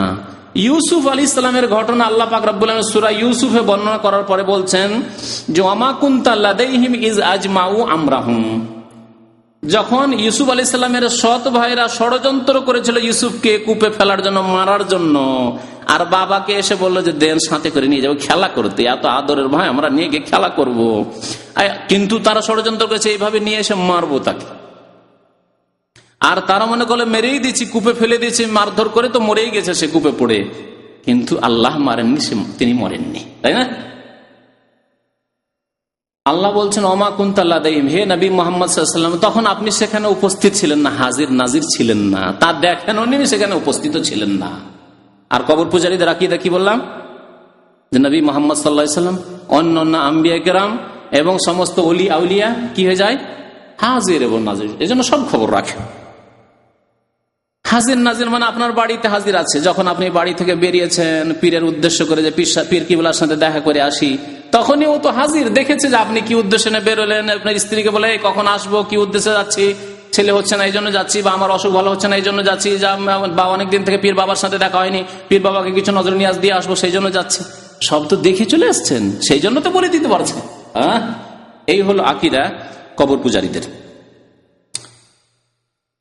বেরেলভীদের আর একটি আকীদা হচ্ছে যে নবীগণ এবং ওলি আউলিয়া সারা পৃথিবীর নিয়ন্ত্রণ করেন, সারা পৃথিবীর নিয়ন্ত্রণ করেন। বর্ষা বৃষ্টি দেওয়া, ঝড় তুফান, ভূমিকম্প, সুখ দুঃখ, মানুষের অভাব, সচ্ছলতা ইত্যাদি যত কিছু পৃথিবীতে হচ্ছে এক কথায়। তারপরে কেউ হালাক হয়ে যাচ্ছে, কেউ উদ্ধার হচ্ছে, কোনো দুর্ঘটনা ঘটলো অথবা দুর্ঘটনা ঘটতে ঘটতে বেঁচে গেল, এই সবগুলি হচ্ছে নিয়ন্ত্রণ। এই পৃথিবীর নিয়ন্ত্রণ কন্ট্রোল করছে, এই নিয়ন্ত্রণ করছে কন্ট্রোল করছে কারা, আম্বিয়া কেরাম এবং ওলি আউলিয়া। এই আকীদা হচ্ছে কবর পূজারীদের আকীদা, বেরেলভী আকীদা। এবং তারা খোলাখুলি বর্ণনা করছে, তাদের কিতাব থেকে দেখাবার প্রয়োজন নেই, তাদেরকে জিজ্ঞাসা করেন যে ওলি আউলিয়া পৃথিবীর তাসাররুফ করে, বলে হ্যাঁ অবশ্যই, গৌসুল আজম, কুতুব, আবদাল, এরা সারা পৃথিবীর নিয়ন্ত্রণ করে, সারা পৃথিবী তারা ধরে আছে। জি, কোথাও মুরিদানরা হয়তো ধ্বংস হচ্ছিল, তাদের দুর্ঘটনা ঘটছিল, আর গৌস গিয়ে বা কুতুব গিয়ে তাদেরকে উদ্ধার করে নিল, বাঁচিয়ে দিলাম। এসব বহু ঘটনা তাদের কিতাবাদিতে রয়েছে এবং সেগুলি তারা খোলাখুলি স্বীকার করে। জি, কবর পূজারীদের আর একটি আকীদা আছে যে প্রিয় নবী মুহাম্মদ সাল্লাল্লাহু আলাইহি ওয়াসাল্লাম মুখতারিকুল। মুখতারিকুল শব্দটি আরবি শব্দ, আরবি থেকে উর্দুতে নিয়ে আসা হয়েছে। কুল মানে সবকিছু, আর মুখতার মানে একবারে স্বাধীনতা, পুরো স্বাধীন। সমস্ত ক্ষেত্রে তাকে আল্লাহ ক্ষমতা দিয়েছেন, স্বাধীনতা দিয়েছেন, যা ইচ্ছা তাই করতে পারেন। যাকে ইচ্ছা আল্লাহ রসুল গরিব করে দিতে পারেন, ফকির করে দিতে পারেন, যাকে ইচ্ছা আল্লাহ রসুল ধনী করে দিতে পারেন, যাকে ইচ্ছা। আমাদের আল্লাহ রসুল বলে অভ্যাস নেই, আল্লাহর কাছে বলে অভ্যাস, বারবার আল্লাহ বেরোচ্ছে, তাই না? কিন্তু তাদের কথা আল্লাহ রসুল যাকে ইচ্ছা গরিব করতে পারেন, যাকে ইচ্ছা আল্লাহ রসুল ধনী করতে পারেন, যাকে ইচ্ছা আল্লাহ রসুল ধ্বংস করে দিতে পারেন, যাকে ইচ্ছা আল্লাহ রসুল গুমরা করে দিতে পারেন, যাকে ইচ্ছা আল্লাহ রসুল মুমিন করে দিতে পারেন, যাকে ইচ্ছা জান্নাতে দেবেন। আমাদের যখন বেরেলভী তার ছাত্ররা লিখেছে যে আল্লাহর নবী যাকে ইচ্ছা জান্নাতে দেবেন, যাকে ইচ্ছা জান্নাতে দেবেন, আল্লাহ রসুলের ইচ্ছা, রসুলের ইচ্ছা। অথচ নবী করিম সাল্লাল্লাহু আলাইহি ওয়াসাল্লাম চাচার জন্য দোয়া করতে লাগলেন আল্লাহর কাছে, আল্লাহ তুমি যতক্ষণ নিষেধ না করেছো আমি আমার চাচার জন্য দোয়া করবো। চাচা এত সাহায্য সহযোগিতা করেছে, কলেমা পড়াইতে পারলাম না, চাচার জন্য দোয়া করবো। আল্লাহ বলছেন মা কানা লিন-নবী ওয়াল্লাযীনা আমানু আন ইস্তাগফিরু লিল মুশরিকিন। তোমার জান্নাতে দেওয়া তো দূরের কথা, আল্লাহর কাছে মাপ চাইতে পারবে না তোমার চাচা আবু তালেবের জন্য। জান্নাতে দেওয়া তো দূরের কথা, জাহান্নাম থেকে উদ্ধার করা তো দূরের কথা। নবী করিম সাল্লাল্লাহু আলাইহি ওয়াসাল্লাম বলছেন সবচাইতে হালকা আযাব হবে আমার চাচাকে। আর সে আযাব কেমন হবে? পায়ে দুটো খড়ম দেওয়া হবে। খড়ম বুঝেন? না আলানে খড়ম বা স্যান্ডেল জুতো দেওয়া হবে পায়ে। আর কিসের? না আলানে মিন্নার, জাহান্নামের আগুনের। ইয়াগলি মিনহুমা দিমাগহু। আর যেই দুইটি খড়ম বা স্যান্ডেল জাহান্নামের পরে থাকবে, তার কারণে তার দিমাগ মানে মগজ খুলি টকবক করে ফুটবে, ফুটবে টকবক করে, যেমন হাঁড়িতে গরম পানি আর ভাত ফুটে ওই রকম ফুটতে থাকবে। আল্লাহু আকবার। নবী করিম সাল্লাল্লাহু আলাইহি ওয়াসাল্লাম নিজের চাচাকে উদ্ধার করতে পারলেন না। আর নবী করিম সাল্লাল্লাহু আলাইহি ওয়াসাল্লাম বলা হচ্ছে মুখতার করে সমস্ত কিছুর ইখতিয়ার রাখেন। সমস্ত কিছুর ইখতিয়ার রাখলে নবী সাল্লাল্লাহু আলাইহি ওয়াসাল্লামের কখনো ক্ষতি হতো না, তার বংশের লোকদের কখনো ক্ষতি হতো না। সবসময় তার বংশের লোকেরা নির্যাতিত হয়েছে, তার বংশের লোকেরা সবসময় নির্যাতিত হয়েছেন। হ্যাঁ, তার বংশের লোকেরা আশা করছিলেন যে আমরাই হয়তো এতে থাকবো, কারণ আমরা হকদার, আমরা যোগ্যও রয়েছি।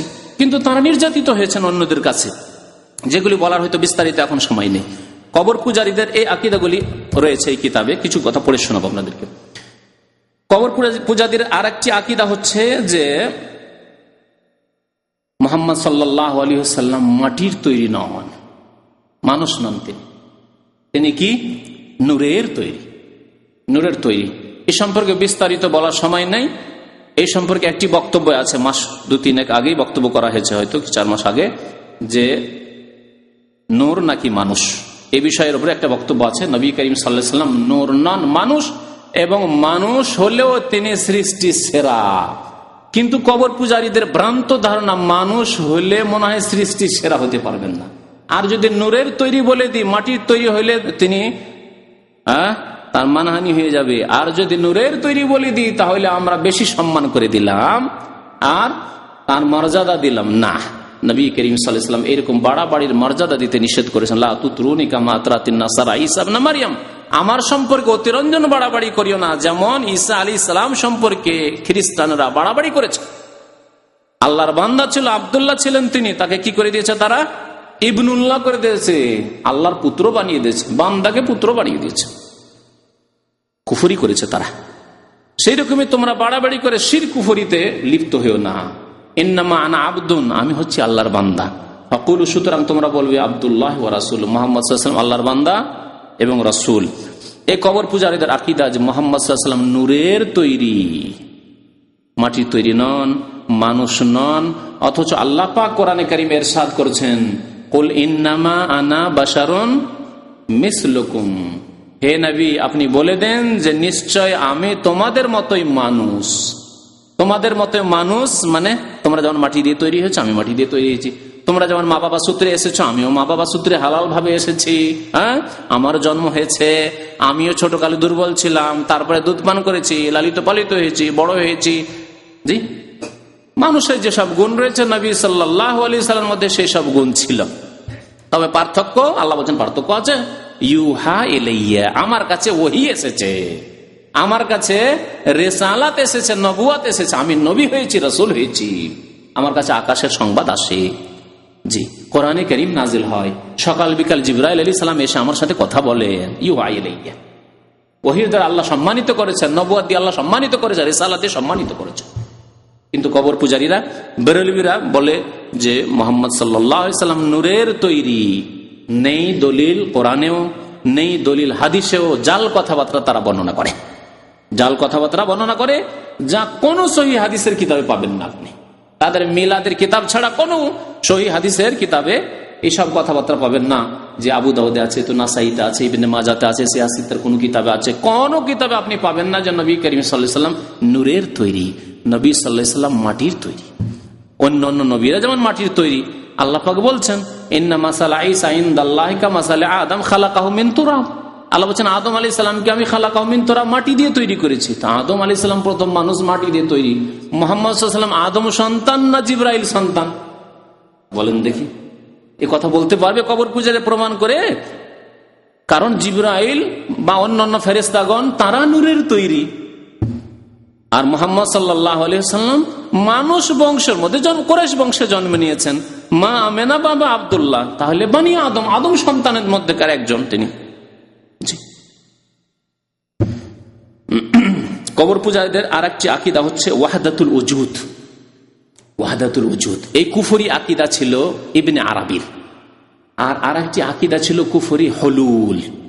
ওয়াহদাতুল উজুদ বুঝায় মানে বিশ্বে যত কিছু সৃষ্টি রয়েছে আর আল্লাহ হচ্ছেন স্রষ্টা, সব এক, সবকিছুর অস্তিত্ব হচ্ছে এক, এক অস্তিত্ব, আলাদা আলাদা নয়। আপনি কথা বলতে পারেন না যে আপনি একজন মানুষ আর আল্লাহ আপনি আলাদা, না, একই। সমস্ত সৃষ্টি জগতের অস্তিত্ব হচ্ছে একই অস্তিত্ব, সমস্ত সৃষ্টি জগৎ এবং স্রষ্টা খালেক সবার অস্তিত্ব হচ্ছে এক অস্তিত্ব, ওয়াহদাতুল ওজুদ। আর এর নাম এই কবর পূজারে বেরেলভিরা, সুফিরা বলে থাকে, এর নাম হচ্ছে তৌহিদ। তৌহিদ মানে একত্ব, সবকে এক করে দিলাম। মানুষ, সুর, কুকুর, বানর আর আল্লাহ সবের অস্তিত্ব হচ্ছে এক, এর নাম তৌহিদ তাদের কাছে। জি, এই জন্য তাদের আকীদা হচ্ছে যে আল্লাহ সর্বস্থানে বিরাজমান আর সবকিছুতেই বিরাজমান। এটি হচ্ছে ওয়াহদাতুল ওজুদের কথা, যে সমস্ত পৃথিবীর অস্তিত্ব হচ্ছে একই অস্তিত্ব। আকাশ, জমিন, বাড়ি ঘর, মানুষ, চোর, ডাকাত, আশ্রিগাল, কুকুর, পাখি, পশু, যা কিছু, গাছ পালা, আল্লাহ, সমুদ্র, পান, মাটি, সবকিছু হচ্ছে একটি অস্তিত্ব। আল্লাহ পাক তাহলে প্রত্যেকটি বস্তুতে রয়েছে। এর অর্থ হচ্ছে কি, আল্লাহ সবকিছুতে রয়েছে। সমুদ্রে আল্লাহ রয়েছে, গঙ্গাতেও আল্লাহ রয়েছে, যমুনাতে আল্লাহ রয়েছে। তাহলে যমুনাতেও আল্লাহ, গঙ্গাতেও আল্লাহ। তাহলে হিন্দুরা যে গঙ্গা যমুনার পূজা করেছে তারা তো ভুল করে না, আল্লাহরই ইবাদত করছে, তাহলে ঠিক না? আচ্ছা, তারপরে সবকিছুর অস্তিত্ব যখন এক আর সবকিছুতে আল্লাহ রয়েছেন, তাহলে দুর্গা, সরস্বতী, প্রতিমা, পুতুল, তাতেও আল্লাহ আছে। কবরেও আল্লাহ আছেন, তাহলে কবরে সিজদা করে যারা, প্রতিমা সিজদা করে, পুতুলকে সিজদা করে, তারাও তো আল্লাহর ইবাদত করে। তাহলে ওয়াহদাতুল ওজুদের শেষ পরিণাম হচ্ছে যে হিন্দুদের ধর্ম ঠিক এমনকি সারা পৃথিবীর যে কোনো ধর্ম আছে, যা কিছুর পূজা হচ্ছে, গাছের পূজা হোক, আর পানির পূজা হোক, আর পাহাড়ের পূজা হোক, পর্বতের পূজা হোক, যা কিছুর পূজা হোক, সবই যেন আল্লাহর ইবাদত হচ্ছে। এই জন্য তাদের কিতাবে বহু কথাই রয়েছে। তারা বলছে যে তুমি যে সেই আমি, আল্লাহ তুমি যে সেই তো আমি, আল্লাহ তোমার আমার মাঝে কোনো পার্থক্য নেই। আবার কখনো কখনো বলছে যে আহমদ সেই আহাদ, যে আহমদ সেই আহাদ, অর্থাৎ যে মোহাম্মদ সাল্লাল্লাহু আলাইহি ওয়াসাল্লাম আহমদ আর তিনি তো আহাদ, মানে তিনি তো আল্লাহ। জি, এটা হচ্ছে ওয়াহদাতুল ওজুদের আকীদা। আর একটি আকীদা তাদের হচ্ছে হুলুল। একটু পার্থক্য, হুলুল মানে আল্লাহর অস্তিত্ব আর সারা পৃথিবীর সৃষ্টির অস্তিত্ব এক নয়, কিন্তু আল্লাহ পাক রব্বুল আলামিন বিশেষ বিশেষ সৃষ্টিতে অবতরণ করেন, এমন ভাবে ঢুকে যান যে বিলীন হয়ে যান, একাকার হয়ে যান। হুলুলের উদাহরণ হচ্ছে, আপনার কাছে চিনি ছিল আর পানি ছিল, চিনিটা আলাদাই ছিল, ঠিক না? যতক্ষণ চিনি আলাদা ছিল বলছেন এটা চিনি আর এটা পানি, আর এটা হচ্ছে চায়ের পাতি, বলছেন না? 3 রকম জিনিস। চিনিটা যখন দিয়ে দিলেন ওতে, কিছুক্ষণ পরে চিনি গলে গেল, তারপরে যদি আপনাকে বলা হয় যে ভাই চিনি কোনটা বলেন তো, বলতে পারবেন? চিনি পানিতে একাকার হয়ে গেছে, গলে গেছে। এখন এটার নাম হুলুল, এটা হচ্ছে হুলুল, একাকার হয়ে যাও। আচ্ছা, তারপরে চাটা দিলেন, চাটা দেওয়ার পরে রং হয়ে গেল, সাদা ছিল রং হয়ে গেল, আর চায়ের পাতিটা যেটা সেটা উঠিয়ে ফেলে দিলেন, তারপর এর নাম কি থাকলো? চা হয়ে গেল। আর পানীয় থাকলো না বা শরবতও থাকলো না, তার নাম হয়ে গেল চা, মিক্সচার হয়ে যাবে। এটি হচ্ছে হুলুল। তো তাদের আকীদা যে আল্লাহ পাক রব্বুল আলামিন নাকি বিশেষ বিশেষ ওলি আউলিয়ার মধ্যে, নবীর মধ্যে হুলুল করে যান, একাকার বিলীন হয়ে যান। আর এটা হয়েছিল মানসুর হাল্লাজ। এই যে হাল্লাজের মধ্যে হয়েছিল। তাই হাল্লাজ কি বলতো? আনাল হক, আমি হচ্ছি খোদা, আমি হচ্ছি সেই হক, সেই হক, সেই আল্লাহ আনাল হক। ওলামার দেখলেন এই তো বড় কাফের, এর চাইতে বড় কাফের তো ফেরাউন না, এর চাইতে বড় কাফের তো কাল মার্কস না, এর চাইতে বড় কাফের তো আবু জাহল, আবু লাহাব না। তখন ওলামারা ফতোয়া দিলেন যে মুরতাদ হয়ে গেছে, আর মুরতাদ হওয়ার কারণে তাকে বাগদাদে জবাই করা হয়েছিল। ইসলামিক দণ্ডবিধি তার উপরে কায়েম করে তাকে জবাই করা হয়েছিল। আর আমাদের দেশের কবর পূজারী এই বেরেলভিদের মধ্যে এমন কিস্সা কাহিনী আছে যে সত্যি সে আল্লাহকে পেয়ে গেছিল। এই হুলুল আকীদা যেহেতু তাদের, সত্যি আল্লাহকে পেয়ে গেছিল, এই জন্য জবাই করা হয়েছিল। তার প্রত্যেকটি গোস্ত থেকে আল্লাহু আনালাহের আওয়াজ আসছে। আছে না তাদের কিতাবে? আছে তাদের কিতাবে। যারা পড়েছেন তারা জানে যে প্রত্যেকটি অঙ্গ প্রত্যঙ্গ, এমনকি রক্ত থেকে আওয়াজ আসছে, আনাল হক, আনাল হকের আওয়াজ আসছে। এই আকীদাগুলি হলো বেরেলভিদের আকীদা, বেরেলভিদের আকীদা। এখন সময় শেষ হতে যাচ্ছে, সেই জন্য এখন তাদের আকীদা সম্পর্কে আর বেশি কিছু না বলি, আরেকটি আকীদার কথা বলি। বেরেলভিদের আরেকটি আকীদা হচ্ছে যে মৃত ব্যক্তি শুনতে পায়, মানুষ মরে যাওয়ার পরে শুনতে পায়, কবর থেকে শুনতে পায়। আর বিশেষ করে ওলি আউলিয়া হলে তো শুনতে পায় না, না শুনলে সাহায্য কেমন করে করবে? তো এই আলোচনাটা আংশিকভাবে চলে এসছে। তো তাদের মৃত ব্যক্তিদের সম্পর্কে আকীদা হচ্ছে যে মৃত ব্যক্তিরা শুনতে পায়, সুতরাং আমরা ওলি আউলিয়াকে শোনাই, তারা আমাদের কথা শোনে এবং আমাদের দরখাস্ত শোনার পরে আমাদের মনের কামনা বাসনা পূরণ করে।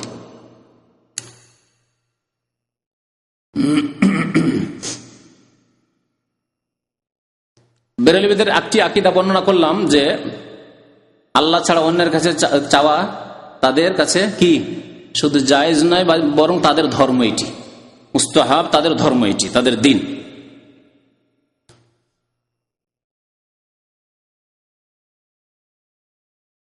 বলছেন এই আহমদ রেজা খানের ছাত্র আমজাদ আলী বাহারে শরিয়াতে, আউলিয়া কেরামের 6 নম্বর মাসআলা বলছে, আউলিয়া কেরামের কাছে সাহায্য সহযোগিতা কামনা করা তাদের পছন্দনীয়। বুঝলেন না?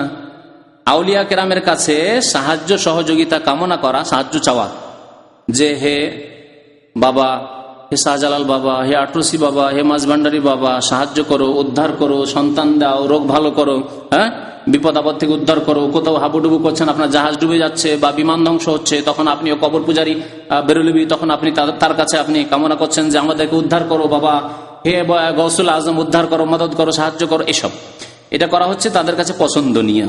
তারা সাহায্য প্রার্থনাকারীদের সাহায্য করে থাকেন, সাহায্য করে তারা।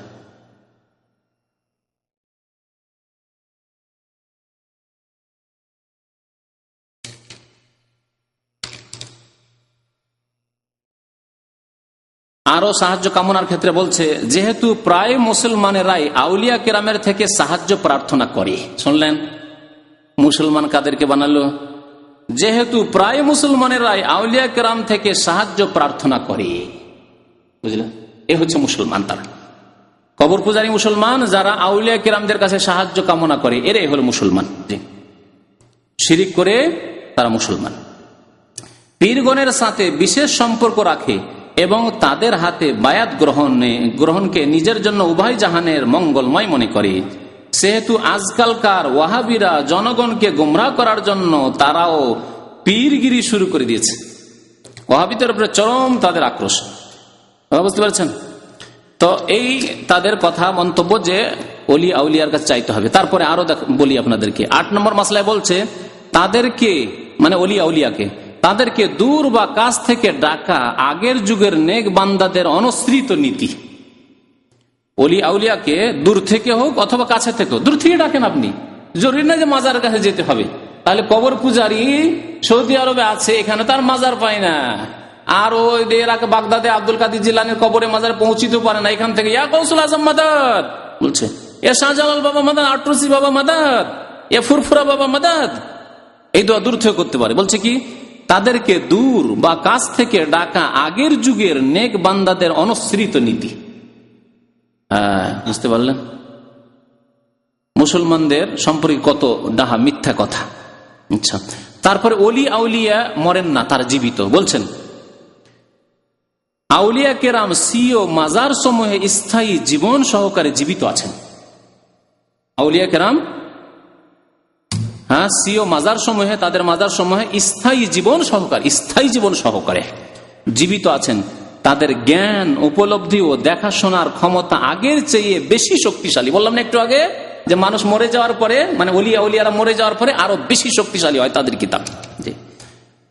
জি, দেখাশোনার ক্ষমতা আগের চেয়ে বেশি শক্তিশালী, তার মানে তার জীবদ্দশার চাইতে চলে যাওয়ার পরে বেশি শক্তিশালী হয় দুনিয়া থেকে।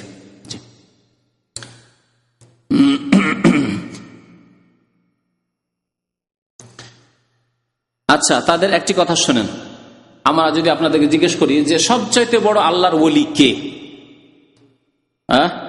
আল্লাহর ওলি কে, বলতে পারেন নবী সাল্লাল্লাহু আলাইহি ওয়াসাল্লাম, কিন্তু নবী সাল্লাল্লাহু আলাইহি ওয়াসাল্লাম তো নবী রাসূল। নবী সাল্লাল্লাহু আলাইহি ওয়াসাল্লাম ছাড়া তার উম্মতের মধ্যে সবচাইতে বড় ওলি কে? আবু বকর রাদিয়াল্লাহু তাআলা আনহু, ঠিক না? তারপরে উমর রাদিয়াল্লাহু তাআলা, ওসমান রাদিয়াল্লাহু তাআলা। এই কবর পূজারীরা এইটুকু কথা বলেছে, বলার পরে আর কি বলছে? বলার পর বলছে যে এখন বেলায়াত মানে ওলি হওয়া সীমিত হয়ে গেছে, সবাই ওলি হতে পারে না।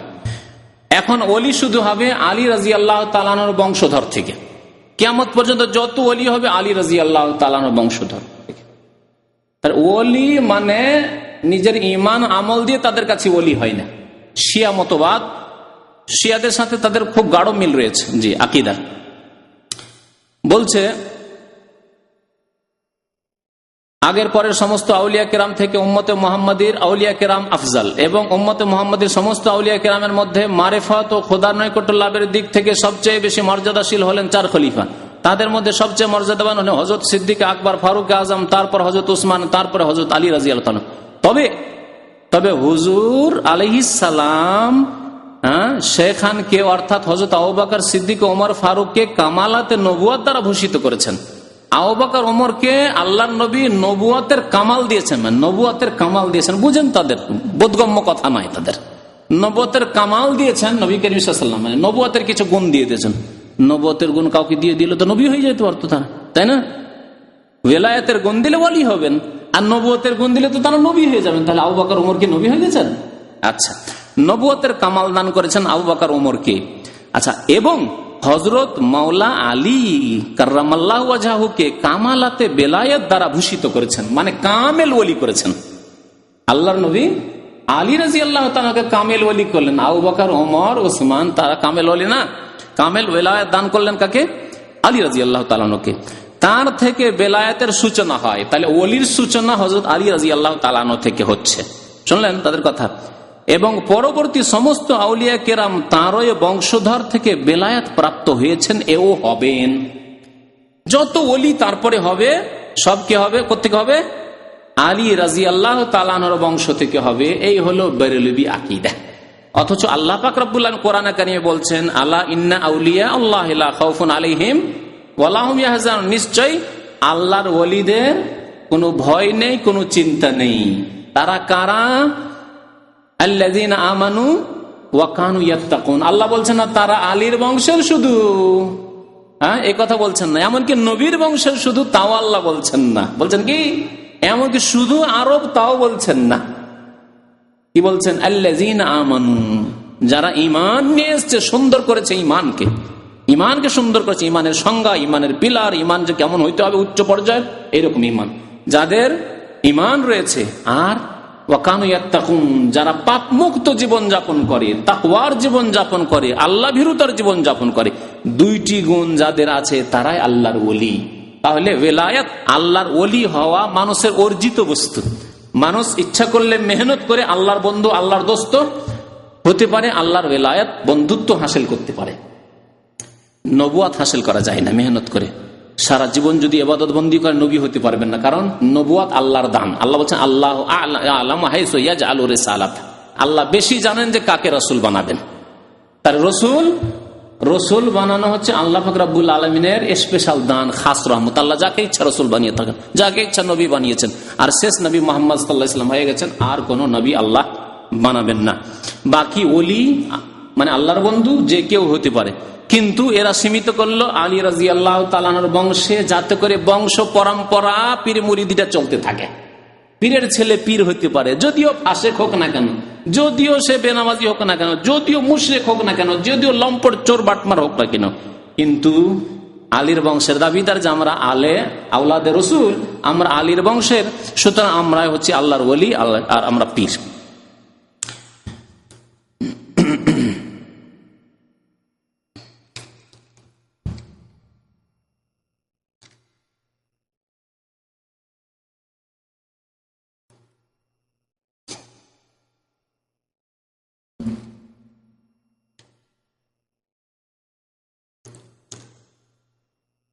আচ্ছা, বিদআত সম্পর্কে শুনেন, বেরেলভীদের কথা আর শরীয়তের কথা। আল্লাহ পাক রব্বুল আলামিন রাসূল সাল্লাল্লাহু আলাইহি ওয়াসাল্লাম কি বলেছেন? কুল্লু মুহদাসাতিন, প্রত্যেক নতুন কাজ ধর্মের নামে যা হবে তার নাম কি? বিদআত। আর কুল্লু বিদআতিন, প্রত্যেক বিদআত। কুল্লু শব্দ বলেছেন না বলেননি নবী সাল্লাল্লাহু আলাইহি ওয়াসাল্লাম? এক তো খুতবাতে বলেছেন, আর নবী সাল্লাল্লাহু আলাইহি ওয়াসাল্লামের যে একটি বক্তব্য ছিল, সাহাবারা বললেন ইয়া রাসূলুল্লাহ, মনে হচ্ছে এটি হচ্ছে আপনার বিদায়ী ভাষণ। তাতেও বলেছেন ফাইন্না কুল্লা মুহদাসাতিন বিদআ কুল্লু বিদআতিন যালাল, প্রত্যেক বিদআত হচ্ছে গুমরাহি। আর নাসাই শরীফের হাদিস আছে প্রত্যেক গুমরাহির পরিণাম হচ্ছে জাহান্নাম। আল্লাহ নবীর কথা শুনে রাখেন। আর এদের কথা শুনেন যে বিদআত কাকে বলে। বলছে ওয়াহাবিদের কাছে বিদআত শব্দটা বহুল প্রচলিত। ওয়াহাবিদের কাছে বিদআত শব্দটি বহুল প্রচলিত। তারা যে কোনো ব্যাপারে বিদআত বলে থাকে, যে কোনো কাজ করেন তারা বিদআত বলে। তাই বিদআত কাকে বলে তা নিয়ে কিছু আলোকপাত করা দরকার। বলছে বিদআত কাকে বলে শোনেন। বেরেলভীদের কাছে, কবর পূজারীদের কাছে বিদআত কি তাই শোনেন। বলছে যে বিদআত কোন সুন্নতের বিপরীত ও প্রতিবন্ধক, সেটা মাকরু অথবা হারাম। এমন বিদআত যেটি সুন্নতের বিপরীত অথবা সুন্নতে বাধা সৃষ্টি করে, প্রতিবন্ধক, সেটা মাকরু অথবা হারাম। বুঝলেন?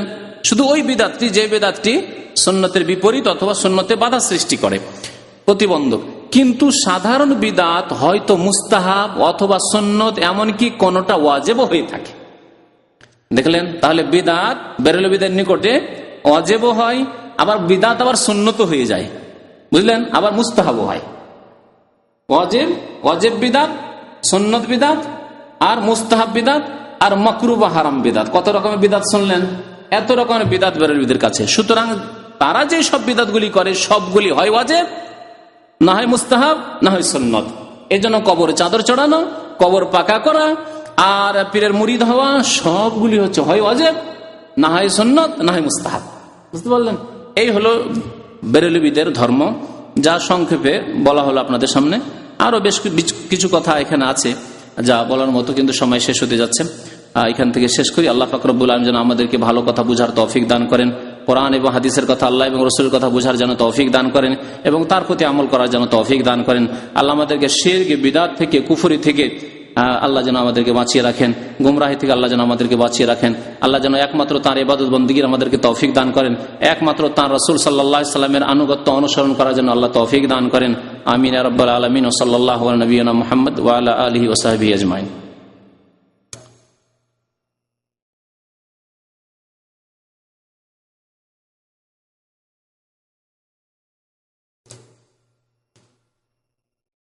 আর একটি কথা শোনাই, না হলে অসম্পূর্ণ থেকে যাবে। দেখেন, ওয়ালিগণের কারামত হক, এর অস্বীকারী পথভ্রষ্ট।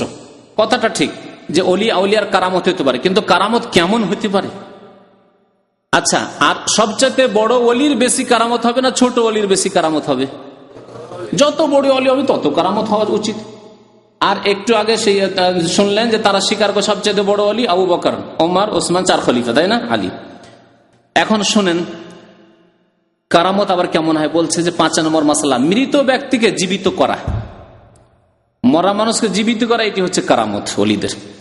জন্মান্ধ কুষ্ঠ রোগীকে আরোগ্য দান করা, জন্মান্ধ, মায়ের পেট থেকে জন্ম নিয়েছে অন্ধ হয়ে, আর কুষ্ঠ রোগী এইরকম লোককে আরোগ্যতা দান করা, দুনিয়ার এক প্রান্ত থেকে অন্য প্রান্ত এক মুহূর্তে পরিভ্রমণ করা, দুনিয়ার এদিক থেকে ওদিক। তাহলে ওলি আউলিয়া এত বেশি আছে, আর পীর বাংলাদেশে এত আছে। বাংলাদেশের লোককে তো ফ্লাইটে সব টিকিট খরচ করার দরকারই নেই, 3.5-4 লাখ টাকা দিয়ে ভিসা নিয়ে আসছেন, দিবেন উড়ান, একবারে পীরকে ধরবেন যে পীর বাবা আমাকে সৌদি আরব পৌঁছে দাও। আর সৌদি আরব কেন আসবেন? টাকা, বেশি টাকার জন্য যান। পীর বাবা আমেরিকার আর গ্রিন কার্ড দিচ্ছে না, কানাডা দিচ্ছে না আমাদের সাধারণ লোকদেরকে। আল্লাহর ওয়াস্তে 7 সমুদ্র 13 নদী আটলান্টিক পার করে আমাদেরকে আমেরিকার কানাডা পৌঁছে দাও। আর কিছুদিন ইনকাম করলেই তো বড় লোক হয়ে গেলেন, ফিরে চলে আসেন, ডলার নিয়ে ফিরে চলে আসেন। পীর ধরেন এইরকম। দেখেন, পৃথিবীর এক প্রান্ত থেকে অন্য প্রান্ত এক মুহূর্তে পরিভ্রমণ করা, মোট কথা অনেক অসাধ্য কাজ আউলিয়া কেরাম দ্বারা সম্ভব। তবে যেগুলো অসম্ভব বলে প্রমাণিত হয়েছে সেগুলো কখনো সম্ভব নয়। কোনগুলি অসম্ভব বলে প্রমাণিত হয়েছে? আল্লাহর নবী কোন মৃতকে জীবিত করেছেন? তাহলে অসম্ভব বলে প্রমাণিত হয়েছে না হয়নি? মুজিজা, কেরামত চাইতে উঁচু হচ্ছে মুজিজা, নবীদের সাথে খাস। আল্লাহর নবী তার মুজিজা তো কোনো মৃতকে জীবিত করে দেখাননি। বুঝতে পেরেছেন? এটা পারেননি। তারপর আরেকটি কথা শুনেন, কেরামত আল্লাহ ছাড়া, আল্লাহ রসুল ছাড়া অন্যদের, আল্লাহর নেক বান্দাদের, আর মুজিজা আম্বিয়াদের, সেটি তাদের ইখতিয়ারে থাকে না। অনেক সময় জানতে পারেন যে আল্লাহ দেবেন, আর অনেক সময় জানতে পারেন না যে কি হচ্ছে। আমি বহুবার শুনিয়েছি, মুসা আলাইহিস সালামের হাত থেকে লাঠি আল্লাহ ফেলতে বললেন, লাঠি যেমনই ফেলা তেমন অজগর সাপ হয়ে একেবারে লাফ দিয়ে চলে আসছে। মুসা আলাইহিস সালাম তোমার ভয় পালাইতে শুরু করেছেন। কোরআন আছে না নেই?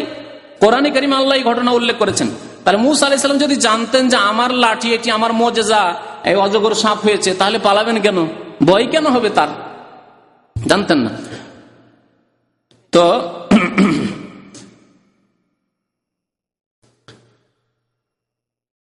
সবচাইতে বড় ওলি আবু বকর সিদ্দিক রাদিয়াল্লাহু তাআলা। যদি কোন মৃতকে জীবিত করা সম্ভব হয়তো আবু বকর করতেন, উমর করতেন, ওসমান করতেন, আলী করতেন। কেউ করেছেন? কেউ করেছেন? তারপরে শুনলেন যে ওলি আউলিয়া নাকি মরে গেলে, মানে কবরে চলে গেলে আরো শক্তিশালী হয়ে যান। তাহলে আলী রাদিয়াল্লাহু তাআলা, শুনেন আর খান, আলী রাদিয়াল্লাহু তাআলা আনহু ইন্তেকালের পরে যখন হুসেন রাদিয়াল্লাহু তাআলা আনহু কারবালায় শাহাদাত বরণ করছেন, তো এত বড় ওলি, ওলিদের তিনি প্রথম নম্বর ওলি আলী রাদিয়াল্লাহু তাআলা আনহু। তিনি ছেলেকে উদ্ধার করতে পারলেন না। তিনি ছেলেকে যে তাকে শহীদ করে দেওয়া হলো, আবার জীবন দান করতে পারলেন না। জীবন দান করতে পারলেন না। হাসানকে জীবন দান করতে পারলেন না। যদি মৃতকে জীবিত করায় যদি আল্লাহর ওলিদের কারামত হয়, তাহলে তারা অবশ্যই করতে পারতেন। জি, আল্লাহ পাক রব্বুল আলামিনের কাজ, হুয়া ইউহয়ি ওয়া ইউমীত। আল্লাহই হচ্ছেন জীবন দানকারী, মৃত্যু দানকারী। কারো হাতে জীবন দান করা, মৃত্যু দান করা নেই। এসব শিরকি কুফরি আকীদা, যেগুলিকে কারামাত বলে চালিয়ে দেওয়া হয়েছে, আল্লাহ যেন তাদেরকে হিদায়াত দান করেন, আল্লাহ যেন তাদের গুমরাহি দূর করেন, আল্লাহ পাক রব্বুল যেন আমাদের হেফাজত করেন, আমাদের গুনাহ খাতা যেন মাফ করে দেন, আমাদেরকে নেক আমলের তৌফিক যেন দান করেন। আমিন ইয়া রাব্বাল আলামিন। সাল্লাল্লাহু আলা নবিয়িনা মুহাম্মদ ওয়া আলা আলিহি ওয়া সাহবিহি আজমাইন। কি প্রশ্ন আছে?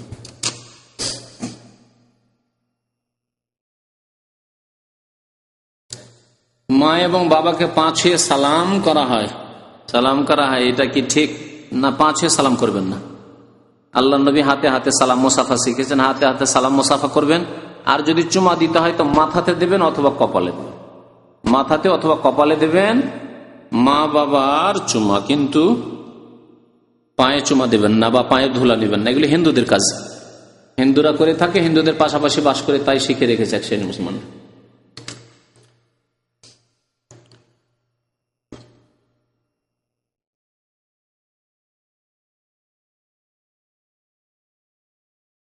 আমাদের দেশে কিছু কিছু লোকেরা বলেন যে সেজদার সময় মুখমণ্ডলে যদি হাত লাগে তাহলে তাদের নামাজ হবে না। জানি না এসব কথাবার্তা ভিত্তিহীন, জি, এগুলো মূর্খদের ফতোয়া। হুজুর সূরা ফাতিহা আমি পড়ি না, কেন পড়েন না? আল্লাহ হেদায়েত করুন আপনাকে। সূরা ফাতিহা অবশ্যই পড়েন, এতে আমার নামাজ হবে না? নামাজ হবে না। এতদিন জানতেন না, হয়তো হয়েছে বা হয়ে যাবে, আল্লাহ মাফ করবে, কিন্তু জেনে নেওয়ার পর আপনার কানে পৌঁছে গেল লা সালাতা লিমান লাম ইয়াকরা বিফাতিহাতিল কিতাব। নবী সাল্লাল্লাহু আলাইহি ওয়াসাল্লাম বলেছেন সূরা ফাতিহা যে পড়ে না তার নামাজ হয় না, এরপরে আপনার নামাজ হবে না। ফাতিহা না পড়লে নামাজ হবে না। আর আমাদের গ্রামের বড় কি বলছেন, ইমাম না ইমাম, হ্যাঁ, পড়তে নিষেধ করেছে। জি হ্যাঁ, আপনার বড় ইমাম হচ্ছেন মুহাম্মদুর রাসূলুল্লাহ সাল্লাল্লাহু আলাইহি ওয়াসাল্লাম। তিনি বলেছেন যে সূরা ফাতিহা ছাড়া নামাজ হয় না, যে সূরা ফাতিহা পড়ে না তার নামাজ হয় না। তিনি আপনাদের ইমাম, আমার ইমাম, সবার ইমাম। জি। আর খোদা বলা যাবে কিনা? না, খোদা বলবেন না, আল্লাহ বলবেন। আল্লাহ 99 নামের মধ্যে খোদা নেই, আল্লাহ আছে, সুতরাং খোদা না বলে আল্লাহ বলেন। জি, আল্লাহ বলেন, রব বলেন, খালেক বলেন, মালিক বলেন, ইয়া রাজ্জাক, রাজেক বলেন। সাল্লাল্লাহু আলাইহি ওয়া সাল্লাম।